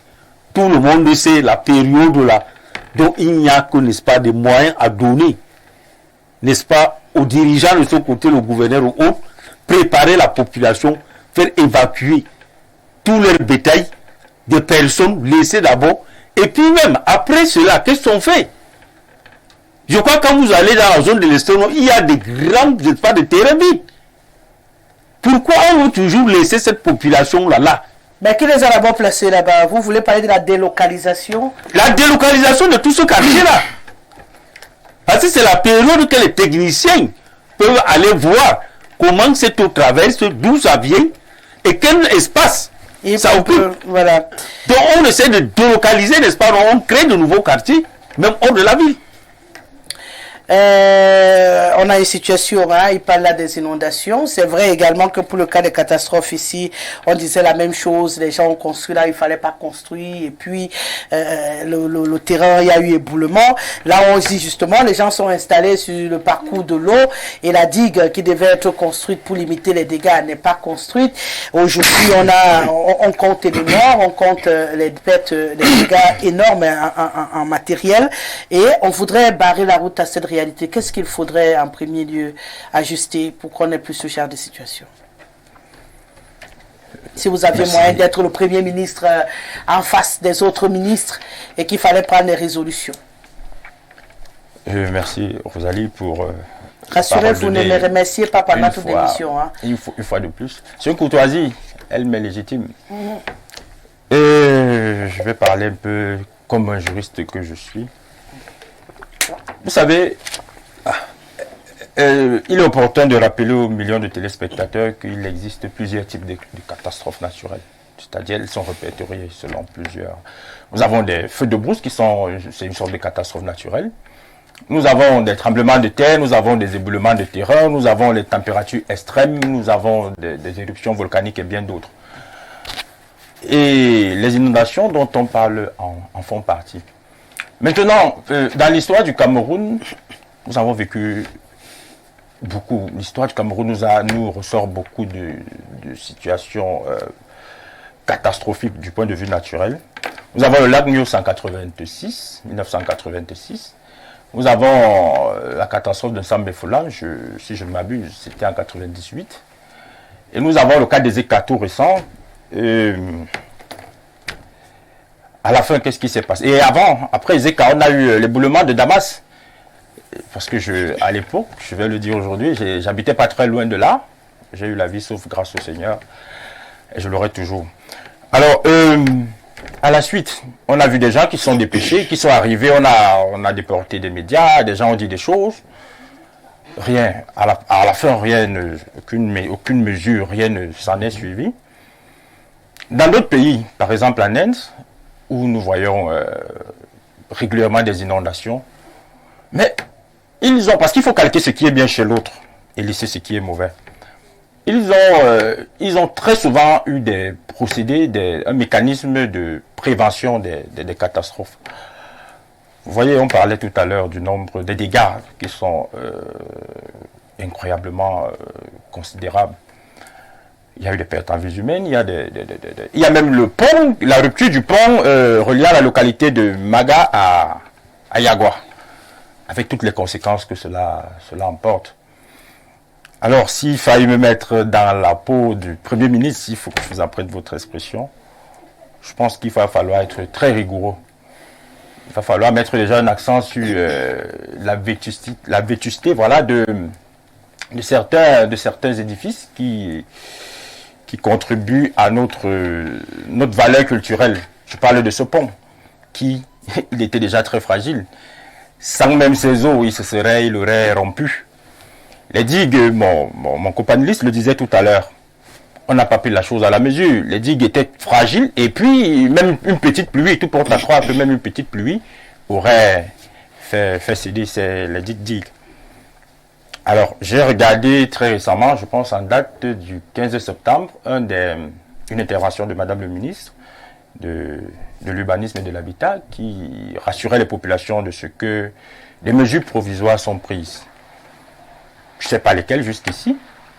J'ai envie de me poser la question. Nous, à Jouvence, on se pose la question de savoir que pourquoi éternellement des mesures provisoires? Est-ce du provisoirement définitif ou alors du définitivement provisoire? Je pense que la solution, elle est simple, nous l'avons entre nos mains. Les catastrophes naturelles, c'est, comme on dit, c'est des choses, la survenance des dites catastrophes, elle n'est conditionnée par rien. Mais il faut peut-être limiter les dégâts, parce qu'on ne peut pas toujours les prévenir. Il faut limiter les dégâts. Et comment limiter les dégâts? Justement, relocaliser les populations, les éduquer même.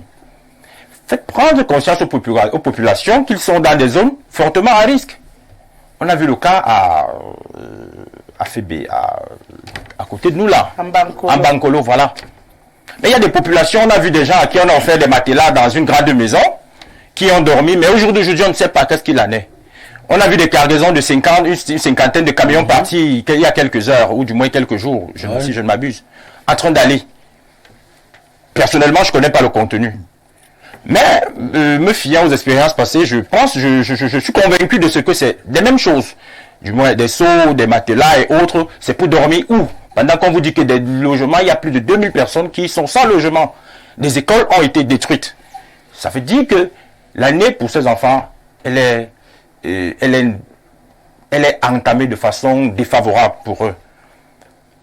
Au jour d'aujourd'hui, au nom de Jouvence, je pense qu'il est opportun de sensibiliser les populations. Et surtout, non loin de devoir apporter des aides tout le temps. On ne sait pas pour quel objectif. Est-ce un moyen, une recherche de visibilité, ou alors il est mieux que ces aides, ou alors cet argent, ou du moins, certains non, cet argent contribue régulièrement à rénover et à bâtir ce qui peut s'avérer salvateur pour l'avenir. Jacques Léon, ça honore que d'apporter des coups de main. Il faut arranger ce qui doit être arrangé pour éviter ces catastrophes. C'est vers là qu'on va aussi, avec vous? Oui, c'est vrai que les catastrophes, on ne peut pas les éviter, mais on peut limiter les dégâts, comme il l'a dit. Lorsqu'on est dans un état qui est structuré de façon logique, de façon normale, les catastrophes peuvent mieux être gérées. Nous sommes là en train de parler d'une catastrophe de trop. Dans la région de l'extrême nord, elle l'a dit, c'est une catastrophe entre guillemets qui arrive tout le temps à cette même période. On se demande toujours qu'est-ce que les pouvoirs publics font pour pouvoir endiguer au maximum les conséquences de ces inondations de ce côté. On nous a promis une digue qui n'est jamais arrivée, et pourtant, si la digue avait été construite, je crois que ça aurait limité au maximum les dégâts. Peut-être les 11 personnes ne seraient pas décédées finalement. Donc, on a face à nous un État qui est carrément absent, et donc chacun fait ce qu'il veut. C'est-à-dire que les gens parfois peuvent construire des maisons là où il n'en faut pas. Les gens peuvent aller habiter là où il n'en faut pas, parce que l'État est absent, l'État n'est pas là. La même chose. La sensibilisation dont il parle, vous trouvez qu'elle n'est pas suffisamment faite? Elle n'a même pas commencé à être faite, parce que on parlait de la catastrophe de Mbankolo, où les gens sont allés construire dans des bas-fonds avec dangereusement en possession des permis de bâtir. Comment pour avoir des permis de bâtir dans des zones inconstructibles? Ils font comment? Donc, les gens ont tout fait de nous vanter la tolérance administrative qui n'existe au Cameroun, parce qu'on est dans un pays qui ne fonctionne pas normalement. Dans un pays qui fonctionne normalement, on ne parle pas des tolérances administratives qui sont des expressions vides de sens, parce qu'en réalité, lorsque l'État est présent, on ne permet pas aux gens de construire là où il n'en faut pas. Donc, on sera tout le temps en train de parler des choses qui sont censées être connues par ceux qui nous gouvernent, mais dont ils refusent carrément d'implémenter. On se dit à un moment donné que ces gens-là se nourrissent de la souffrance des Camerounais. Parce que tout le temps, on ne pouvait pas être dans un pays où tout le temps, il y avait des situations de Camerounais décèdent, parfois à des nombres inquiétants, mais des gens qui sont censés préserver la vie des Camerounais, parce que on a quelqu'un, les Camerounais ont remis leur vie, leur souveraineté à un monsieur qui est censé préserver leur vie. Lorsqu'il ne le fait pas, il est censé nous donner des comptes. Et aussi, dans la gestion des catastrophes, je crois qu'on a un budget qui est structuré. On a la ligne 94, les chapitres 94 et 65 qui sont censés gérer ce type d'événement. Mais lorsque il survient une catastrophe comme ça de l'extrême nord, on nous fait savoir que le président a déboursé de sa poche 350 millions. On dit de sa poche 350 millions. On se demande donc à quoi c'est finalement ces lignes, ces chapitres 94 et 65. Ils servent à quoi? Si le président est capable de débourser à chaque fois l'argent de sa poche pour venir en aide aux sinistrés, à quoi c'est finalement ces chapitres qui sont l'un n'empêche pas l'autre aussi, hein? Introduits. L'un n'empêche pas l'autre. Oui, mais il peut ajouter sur potentielle ligne. Je crois que le président a mieux à faire avec son argent. On aurait dû nous dire que on a pris l'argent dans le chapitre 65 pour résoudre un problème ponctuel qui est arrivé. Parce que c'est à ça que ces chapitres dans le budget du Cameroun. C'est-à-dire que les dépenses en fonctionnement imprévu de l'État du Cameroun. C'est à ça que ça sert. Ah oui. Mais si on ne dit pas qu'on a pris l'argent dans le chapitre 65 pour venir en aide dans les SEM Nord, on nous fait savoir que le président a déposé de sa poche. On n'a pas besoin de savoir ça. C'est vrai que nous sommes en 2024 et l'année prochaine c'est une année charnière. Vous allez en parler en 21 heures. Donc, peut-être, les gens sont déjà en campagne, on n'en a pas besoin du tout. Nous sommes dans un état structuré. On a un budget qui est structuré. Lorsqu'il survient une catastrophe comme celle-là, c'est une dépense imprévue. On doit pouvoir nous dire que le président a pris l'argent dans tel chapitre du budget pour venir en aide aux gens. C'est comme ça qu'un état sérieux fonctionne. Donc, les catastrophes peuvent être mieux gérées si on a un état qui fonctionne normalement. Si on a un état qui n'est pas absent, c'est parce qu'on a un état qui est absent que les gens construisent partout, les gens se logent partout, les gens habitent partout, même là il n'en faut pas. Du coup, les catastrophes arrivent tout le temps. Et on se dit aussi que peut-être c'est une façon de se vendre, mon prédécesseur là, c'est peut-être une façon de se vendre pour les groupes. Parce qu'on ne peut pas comprendre que. On ne peut pas comprendre. Vous attendez la catastrophe pour exister? On ne peut pas comprendre. On ne peut pas comprendre tout ce qui se passe de ça. Des catastrophes arrivent tout le temps. Avant le départ de ce camion. Les gens ne s'en prévalent pas pour l'avenir. C'est-à-dire que dès que ça finit, et puis on croise les bras, on attend la catastrophe. C'est ça. Là, en Bankolo, là, quand c'est arrivé, et les ministres sont arrivés là, ils ont commencé à faire le balai, chacun faisait un discours. Oui, vraiment, c'était beau. Avec la parution de je ne sais pas de qui là. Mais à la fin, qu'est-ce qu'on a fait en amont pour empêcher que cela arrive les prochaines fois? Rien du tout. Le pays ici. La direction de la protection civile qui est logée au Minat ne nous sert rien. n'existe pas. Ils dorment. Toi, on nous parle d'un budget de près de 6 milliards qu'on met tout le temps là-bas. C'est quand il arrive une catastrophe comme celle de l'extrême nord que finalement on se rappelle qu'il existe une direction de la protection civile quelque part. Tu vois que dans un état où rien ne fonctionne normalement, c'est comme ça qu'on fonctionne. C'est-à-dire que les gens parfois se servent du malheur des populations pour se vendre. Et comme nous sommes dans une année post-préélectorale, et donc les gens peuvent se vendre en nous faisant savoir que le président a déposé de sa poche 350 millions. De sa poche. On n'en a pas besoin. On posait des sacs, on prend les fusils, la première là, on pose dessus, son mari là à côté. On n'en a pas besoin. Dans un état qui fonctionne normalement, c'est terrible, ce pays. On a un budget structuré. Camerounais, vraiment. Même vraiment, pour les dépenses imprévues, on nous dit le budget est structuré pour ça. Donc, ça ne vaut pas la peine. Dans un pays qui fonctionne normalement, les catastrophes peuvent être mieux gérées. Mais au Cameroun, ça fonctionne comme ça. On se dit que bon, les gens qui nous gouvernent se servent de la souffrance des Camerounais pour exister. James Ayuk-Ebot, vous également, vous avez la sensation qu'il y a des gens qui peuvent se réjouir de voir les Camerounais dans cette situation-là, simplement pour les besoins de visibilité? Je vais d'abord m'incliner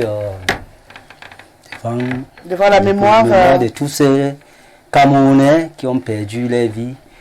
Et puis à tous ceux qui ont perdu, c'est tout un sinistre. Vraiment, c'est quelque chose comme Aladji peut mieux nous renseigner, mais je sais dans mon fond intérieur que depuis un bon moment, depuis des années que j'ai grandi là, j'entends toujours ces problèmes d'inondation dans l'extrême nord. L'inondation. Est-ce qu'à ce niveau on peut appeler ça une catastrophe? Je ne pense pas. Quand il y a quelque chose qui arrive comme ça, imprévu, qu'on n'est pas. Mais j'espère avec sur le contrôle des catastrophes qui donne rendez-vous pour vous. Je n'ai plus. Je pense que ça, on arrive à ces problèmes de le fédéralisme communautaire qu'on a toujours prôné. On a dit que les communautés doivent être en mesure d'auto-gérer c'est gérer. Que le gouvernement doit venir plutôt à l'appui. Ce n'est pas que tout il y a quelque chose, c'est le gouverneur Yaoundé qui décide ce qui se passe. Les Camerounais partent de Yaoundé. Avec combien, vous voyez, Aladji, la route qui part de Yaoundé pour Maroua, c'est comment? Quel est l'état? Vous voyez que ce qui est mauvais encore, c'est quoi? C'est que ces mêmes personnes qui ont élu notre président qui est aujourd'hui, il est hors du pays. Il entend qu'il y a ses compatriotes qui sont victimes de quelque chose qu'il connaît. Il ne peut pas arrêter pour revenir au Cameroun et aller vers eux, vraiment les réconforter. Même le Premier ministre, moi je pense que c'était l'occasion que le Premier ministre devait installer son bureau de crise à Maroua pour pouvoir coordonner des affaires, comment les choses se passent là-bas. Moi je ne pense pas que, je sais que si mon président était ce qu'il est là-bas, parce que c'est qu'il est à Maroua, parce que je peux vous dire, il est toujours le premier à aller là-bas. Ça, il faut qu'on soit humain. En dehors des lois qu'on parle, que les lois qui gouvernent les gens, non, les gens doivent apprendre à être humains. Ressentir ce que l'autre ressent. Vous pouvez imaginer ce que ces gens-là ressentent maintenant, c'est là qui n'ont même pas la bruit. Et je vais saluer vraiment nos compatriotes de mon parti des Garoua qui se sont déplacés des Garoua pour aller rejoindre ceux qui des Marois, qui sont en train de travailler d'une manière très discrète, ils ne font pas la publicité. Il y a de discrétion, en plus vous êtes en train de faire la publicité, et que c'est pas différent de ce qu'on reproche à ceux qui sont en face. On ne peut pas cracher sur un travail. C'est ce que je dis. Vous dites que ceux du RDPC qui le font, c'est pour la publicité et la campagne. Mais vous êtes en train de faire exactement la même chose pour le PCRN. Donc, ne lancez pas les cailloux sur l'autre quand vous appliquez la même méthode. Vous avez suivi, j'ai parlé de RDPC. Vous avez suivi, j'ai prononcé le nom de RDPC. Vous avez besoin de prononcer? Non, je ne suis pas parlé. Je parle de notre président à nous tous. Je ne parle pas des partis. Le RDPC, je parle de notre président.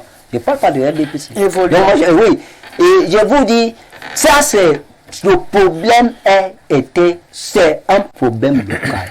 La Banque mondiale même a recommandé une étude qui a été financée par la banque. On a fait ces études-là.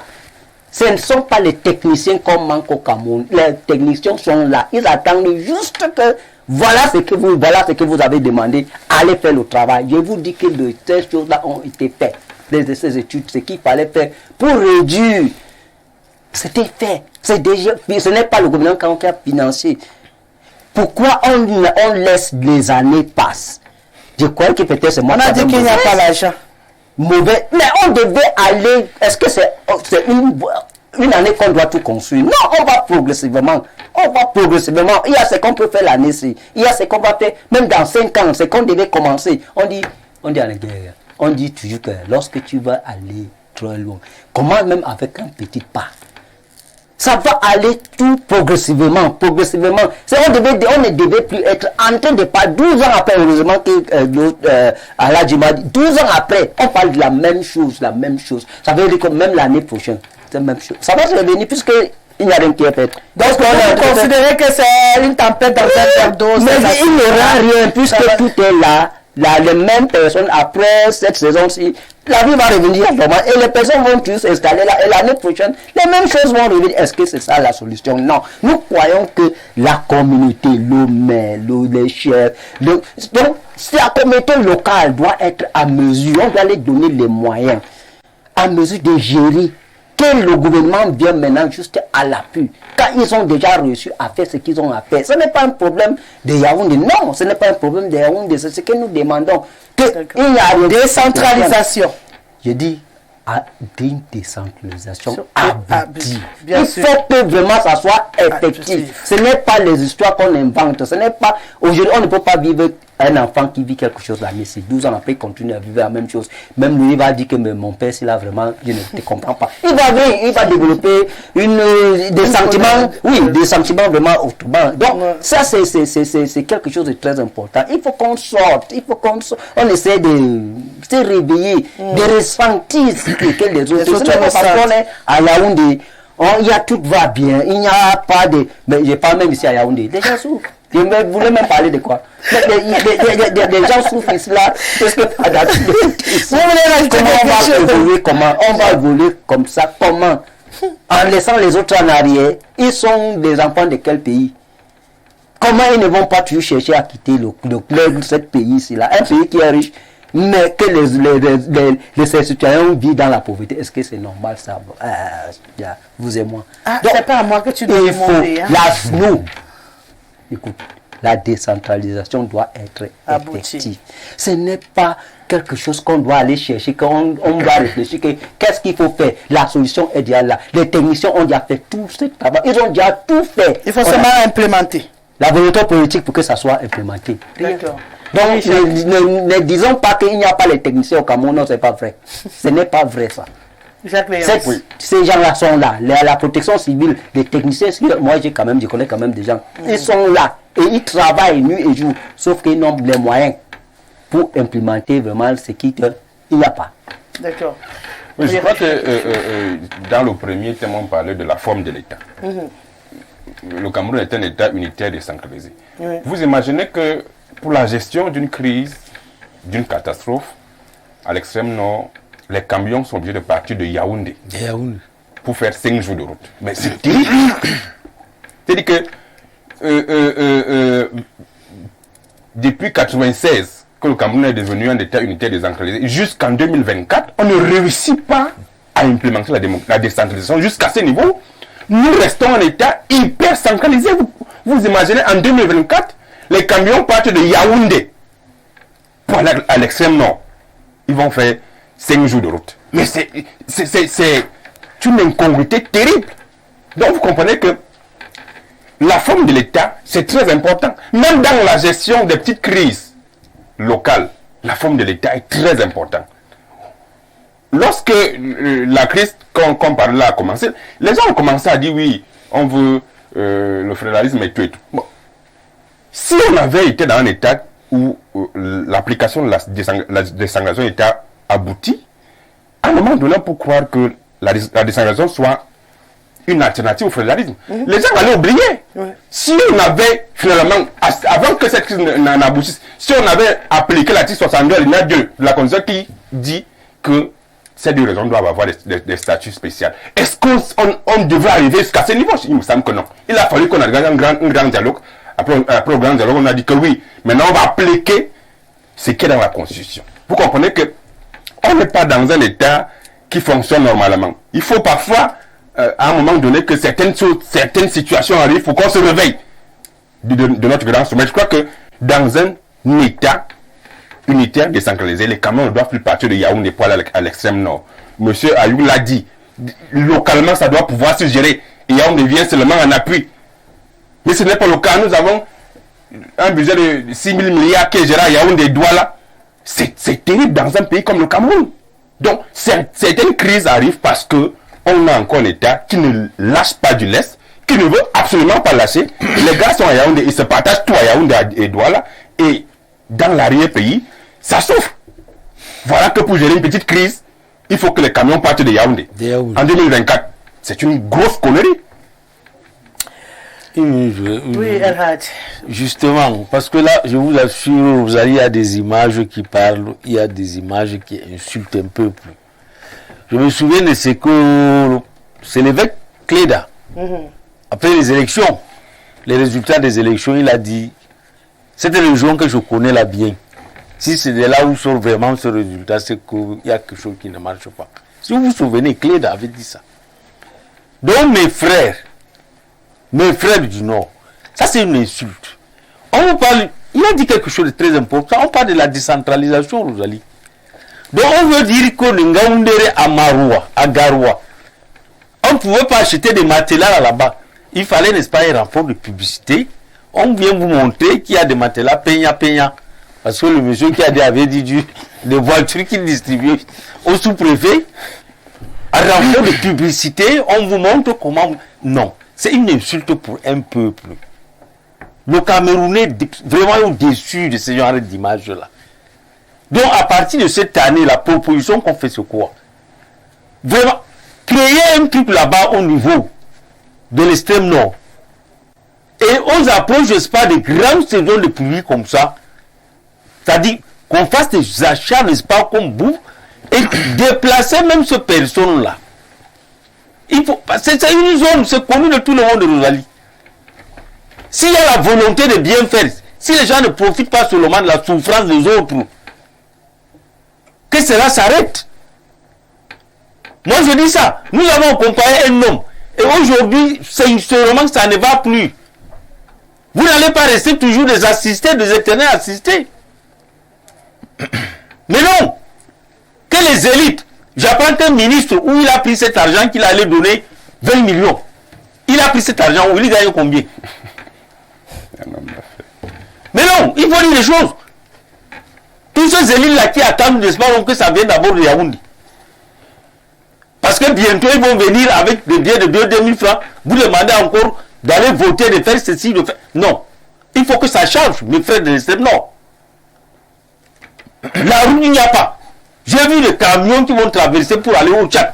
Je vous assure, on vous dit que c'est au Cameroun qui roule comme ça existe. Vous allez vous poser la question, mais non. Qu'est-ce que vous voulez? Si on vous a vendu, ça va. On va continuer à nous appeler des moutons. Mais non, quand le président a suivi aller faire ces 30 minutes de campagne, la dernière fois, j'ai vu le plat, nous ne sommes plus des moutons. Pouvez que vous n'êtes plus des moutons? Vous avez accompagné le président Paul Biya, ça suffit. Mais non. Non, un peuple ne peut pas se laisser faire comme ça là. C'est l'amour. L'amour de quoi? L'amour de la souffrance. Et c'est comme ça dans l'ensemble du Cameroun. Ils aiment leur président. C'est ça. Non, il n'est pas pour ils aiment juste les billets de 2 000 francs qu'on vient les tromper avec. Un amour vicieux. Non, il faut que ça change, il faut changer. Oui, Onana. À la suite des propos de mes copanélistes, je voudrais préciser qu'il ne faudrait pas que le transit de cette cinquantaine de camions occulte la situation réelle. Parce qu'il faut avouer que les populations de ce côté, dans cette partie sensible du Cameroun, et cette partie productrice en termes d'électorat, la situation est tellement alarmante. Parce que j'ai parlé au téléphone avec un ami de ce côté qui me dit, il n'y est pas, mais son papa a tout perdu. Il a perdu, l'eau a ravagé les plantations, son bétail et tout, il a tout perdu. Alors, qu'est-ce qu'il adviendra? Tout ça va s'arrêter, on va nous ramener des matelas, parce que dans la voiture, il n'y a pas de champ. Je ne sais pas, un camion aussi, il y a des champs aussi à l'intérieur. Il y a des plans aussi, on ne sait pas. Voilà. Il ne s'agit pas de reboisement d'ailleurs, il s'agit de... Oui, mais il y a une plante qui pousse sans être plantée. Alors, on va se retrouver donc avec des familles qui vivront davantage de la famine. Le seuil de pauvreté sera encore plombé vers revu à la hausse. Voilà. Donc, vous voyez que à force de vivre en subissant les situations, les préviennent pas au Cameroun, c'est ça. Et on a donc envie de penser, on en arrive là à se poser la question que à qui ça profite tout ça? À qui ça profite? Et à votre avis? Pour conclure, je préfère m'arrêter là. Mais pour conclure, Jouvence, dont je suis la voix aujourd'hui, pense que ces catastrophes peuvent être mieux gérées. Je l'ai dit tout à l'heure, il faut communiquer avec les populations. Il faut que, justement qu'on laisse cet aspect de façade que devait la décentralisation au Cameroun, qu'elle soit réellement appliquée. Parce que le carburant qu'on met dans 50 camions pour faire plusieurs jours de route, des milliers de kilomètres, aurait servi à acheter d'autres choses sur place et à rapidement aider les populations. Entre-temps, ces camions sont partis, on ne sait pas s'ils sont arrivés, on n'a pas eu de retour. Entre-temps, il y a des personnes qui continuent. Donc la santé continue d'être fragilisée du point de vue, du fait de cette situation. Donc il faut communiquer avec les populations. Et il faut décentraliser. Il faut aider les populations à bâtir. Parce qu'il y a aussi ce problème d'habitat. Il faudrait qu'ils aient des habitats solides. Parce qu'ailleurs, quand on parle de logements sociaux, ce n'est pas la thématique, mais il faudrait quand même qu'on soutienne les populations de façon à pouvoir bâtir des maisons beaucoup plus solides. C'est votre souhait pour l'avenir du Cameroun ou c'est votre souhait aujourd'hui? Vous m'avez demandé en amont si j'étais Premier ministre. Alors je propose des esquisses de solutions. Si jamais je dormais dans ma nuit noire, et je rêvais d'être Premier ministre. D'accord. Bonsoir à vous, Madame Rosalie Guesselet, et à votre riche panel. Madame, les solutions concernant la gestion des catastrophes sont connues, car elles sont semblables aux situations que vivent tous les Camerounais sur tout l'ensemble du triangle national. Il faut virer le régime de 82 hors de la gestion de notre nation, en nous inscrivant massivement sur les listes électorales, en allant voter contre ce régime le moment venu et surtout de surveiller férocement notre vote lors des prochaines échéances électorales. Madame, gérer c'est prévoir, et un gouvernement qui ne peut prévoir une inondation qui intervient chaque année ne mérite pas de gérer une grande nation comme la nôtre. C'est Paul-Éric Mbomé, le paysan averti. Waouh! Encore une autre tempête dans un verre de Dontol que pose une horde de voyous à col blanc venant se servir au lieu que de servir les pauvres populations attendant impatiemment la bonne gouvernance. Je n'oublie pas ce système cancérigène dans des métastases de corruption, laxisme et inertie et autres vices substantiels au système BIA où en sommes-nous avec le cas du lac Nyos de 1986 avant que d'en arriver aux autres catastrophes et plus tard voir le folklore cynique et infâme et violent de la rapide du ministron des Sceaux, maçons, matelas et autres besoins venus vanter par le BIA. Minalmi. C'est Massok Thomas. Et y a-t-il, je salue tout le plateau du grand soir, apôtre Pierre Ramsès, pyrologue depuis le carrefour Carrousel Kondengui. Y a-t-il un enfant de ministre, DG, gouverneur, préfet qui est mort dans cette inondation? Alors pourquoi les hauts responsables devraient-ils prévenir les catastrophes? Notre gouvernement a déjà démontré qu'ils s'en fout du peuple à plusieurs reprises. Je pense qu'il n'y a rien à attendre de ce côté. Je dis déjà merci et je félicite les frères qui se battent déjà à construire en main la digue. En passant, il paraît que le ministre de la Santé est allé se faire soigner hors du pays pour dire qu'il n'y a pas de soins chez lui. C'est l'apôtre Pierre Ramsès qui a toujours un mot en sortant. Bonsoir Rosalie, à ton panel, les catastrophes récurrentes de l'extrême nord sont une négligence du gouvernement. Faire une digue route et recaser la population est l'unique solution. Joseph depuis Bafia. Rebonsoir à vous en studio. Cameroun vers une meilleure gestion des catastrophes, une interrogation illusoire quand on sait que le Cameroun dispose de toute une direction de la protection civile à Etoameki et qui brille par son amorphisme et son apathie criarde. Conséquence sur le terrain des éboulements, des inondations meurtrières, comme c'est le cas dans le septentrion en ce moment. Très bonne suite d'émission. Ernest Zambo, journaliste événementialiste depuis Kounou, fidèle téléspectateur du Grand Soir sur Info TV. Monsieur Maïriga parle de déplacer avant les pluies pour prévoir. Lui qui parle là peut parler à qui dans cette zone et être facilement écouté. Nos frères de cette zone aiment bien leur milieu de vie et ils n'accepteront pas cette idée, pas facile à concevoir. Ils souhaitent qu'on stocke quoi, les matelas ou quoi. L'année passée, nous n'avons pas eu ces inondations. Celle de cette année est générale, dont le Nigeria, le Niger, le Tchad en sont victimes. Et le Cameroun seul ne peut pas juguler ces inondations qui demandent beaucoup de moyens. Quand les forces divines se mettent en colère, l'être humain n'a que les prières à faire pour s'en sortir. Madame, l'arche de Noé n'avait pu sauver tout le monde. Même avec l'eau, vous faites la politique. Voilà l'esprit du Cameroun. C'est Franck depuis Bokito. Rebonsoir Rosalie à ton plateau. J'aimerais savoir la fréquence radio de quelle chaîne? Il peut être le gardien de la maison. Pardon? Parlant de la gestion des catastrophes, les situations ne font que s'empirer. Et pour remédier à ces derniers, les citoyens camerounais doivent sortir massivement pour voter en 2025. C'est Tutus qui revient. Je ne connais pas de quelle radio vous parlez. Hein. Sincèrement, je ne sais pas. Bonsoir ma belle Rose. Si ton père veut brader, bon, je crois que j'ai lu cette partie-là. Bonsoir Rose, que l'État construit les logements sociaux pour les rescapés de cette catastrophe et bien construire les digues. C'est Patrick depuis Odia qui apporte sa part de solution. Bonsoir le panel. Est-ce qu'il y avait ces inondations à Yagua à l'époque du président Aïdjo? C'est Pascal Déby qui pose la question. Monsieur en veste grise confond l'État et le gouvernement. Les citoyens de l'État camerounais travaillent et malheureusement le gouvernement se moque d'eux du courage. Rosalie, salut à la suite de El Hadj. Même les animaux prévoient et préparent les périodes de migration. Pourquoi alors le RDPC se fout des Camerounais? Pitié, chers beaux-parents. C'est Amara qui nous écrit depuis Abidjan ce soir. Ma Rose préférée, bonsoir. Juste te faire un coucou. Nous ne sommes pas au bout de nos peines 2025. Nous voterons contre ce président. C'est Cyril qui nous écrit ce soir.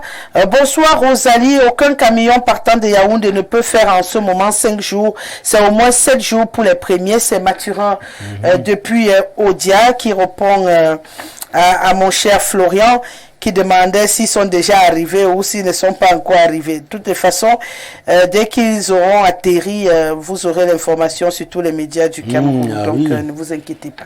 Et on va arborer la tenue du parti venu dans ça. Bonsoir Rosalie à tout le panel. On ne peut plus appeler ça catastrophe puisque c'est prévisible depuis la nuit des temps. Les zones à risque sont connues de tous. Le gouvernement se moque de la population depuis ces temps-là. C'est Khalifa qui nous écrit depuis Kribi. Je vais m'arrêter là pour l'émission de ce soir. Avant de se quitter, on va reprendre ce rendez-vous avec vous, chers téléspectateurs. On sera donc, comme je le disais tout à l'heure, ensemble dans les coups de 21h avec Marcel Vondor. Il est entrepreneur. Il est également pasteur de l'église évangélique, je peux déjà le dire ainsi, et il est candidat déclaré à la présidentielle de 2025. Beaucoup de surprises dans cet échange qui vous attend dans les coups de 21h. Nous serons là sur ce plateau en compagnie également de Claudia Ntia qui a ce moment très passionnant où elle sort un tout petit peu notre invité de son confort. On souhaite que vous soyez devant le petit écran. D'ailleurs, je ne m'inquiète pas. Vous serez devant le petit écran. On va se dire donc à tout à l'heure lorsqu'il sera 21h. Pour l'instant, je dis au revoir à mon panel. Merci à toi, Jacques-Léon Sawono, d'avoir encore été là ce soir. Merci à James, à UKBot, de nous avoir accompagnés pour cette livraison. El Hadj Maïriga Ibrahim, qui est déjà très dans le téléphone. Oui. Qui est déjà toi sorti du plateau. Qui est ce là encore en coquille, quoi. Ah. Merci d'avoir été là et pour la première, Florian Tiala Onana, ça a été un bonheur de vous accueillir. Passez le bonsoir à votre président, à votre guide. À notre guide, monsieur Valère. C'est comme ça que vous dites chez vous, à votre guide. Quant à moi, je ne vais pas vous dire au revoir. Je vais vous annoncer qu'on aura le journal en anglais dans quelques minutes présenté par Solange Ayouk Kita, qui viendra donc vous livrer la quintessence de l'information en langue anglaise. Et à 20h, on aura la première de Marie Otou, qui viendra vous livrer les formations en langue de Molière. Restez simplement sur Info Télévision, à vous la parole, c'est à 21h. À tout de suite.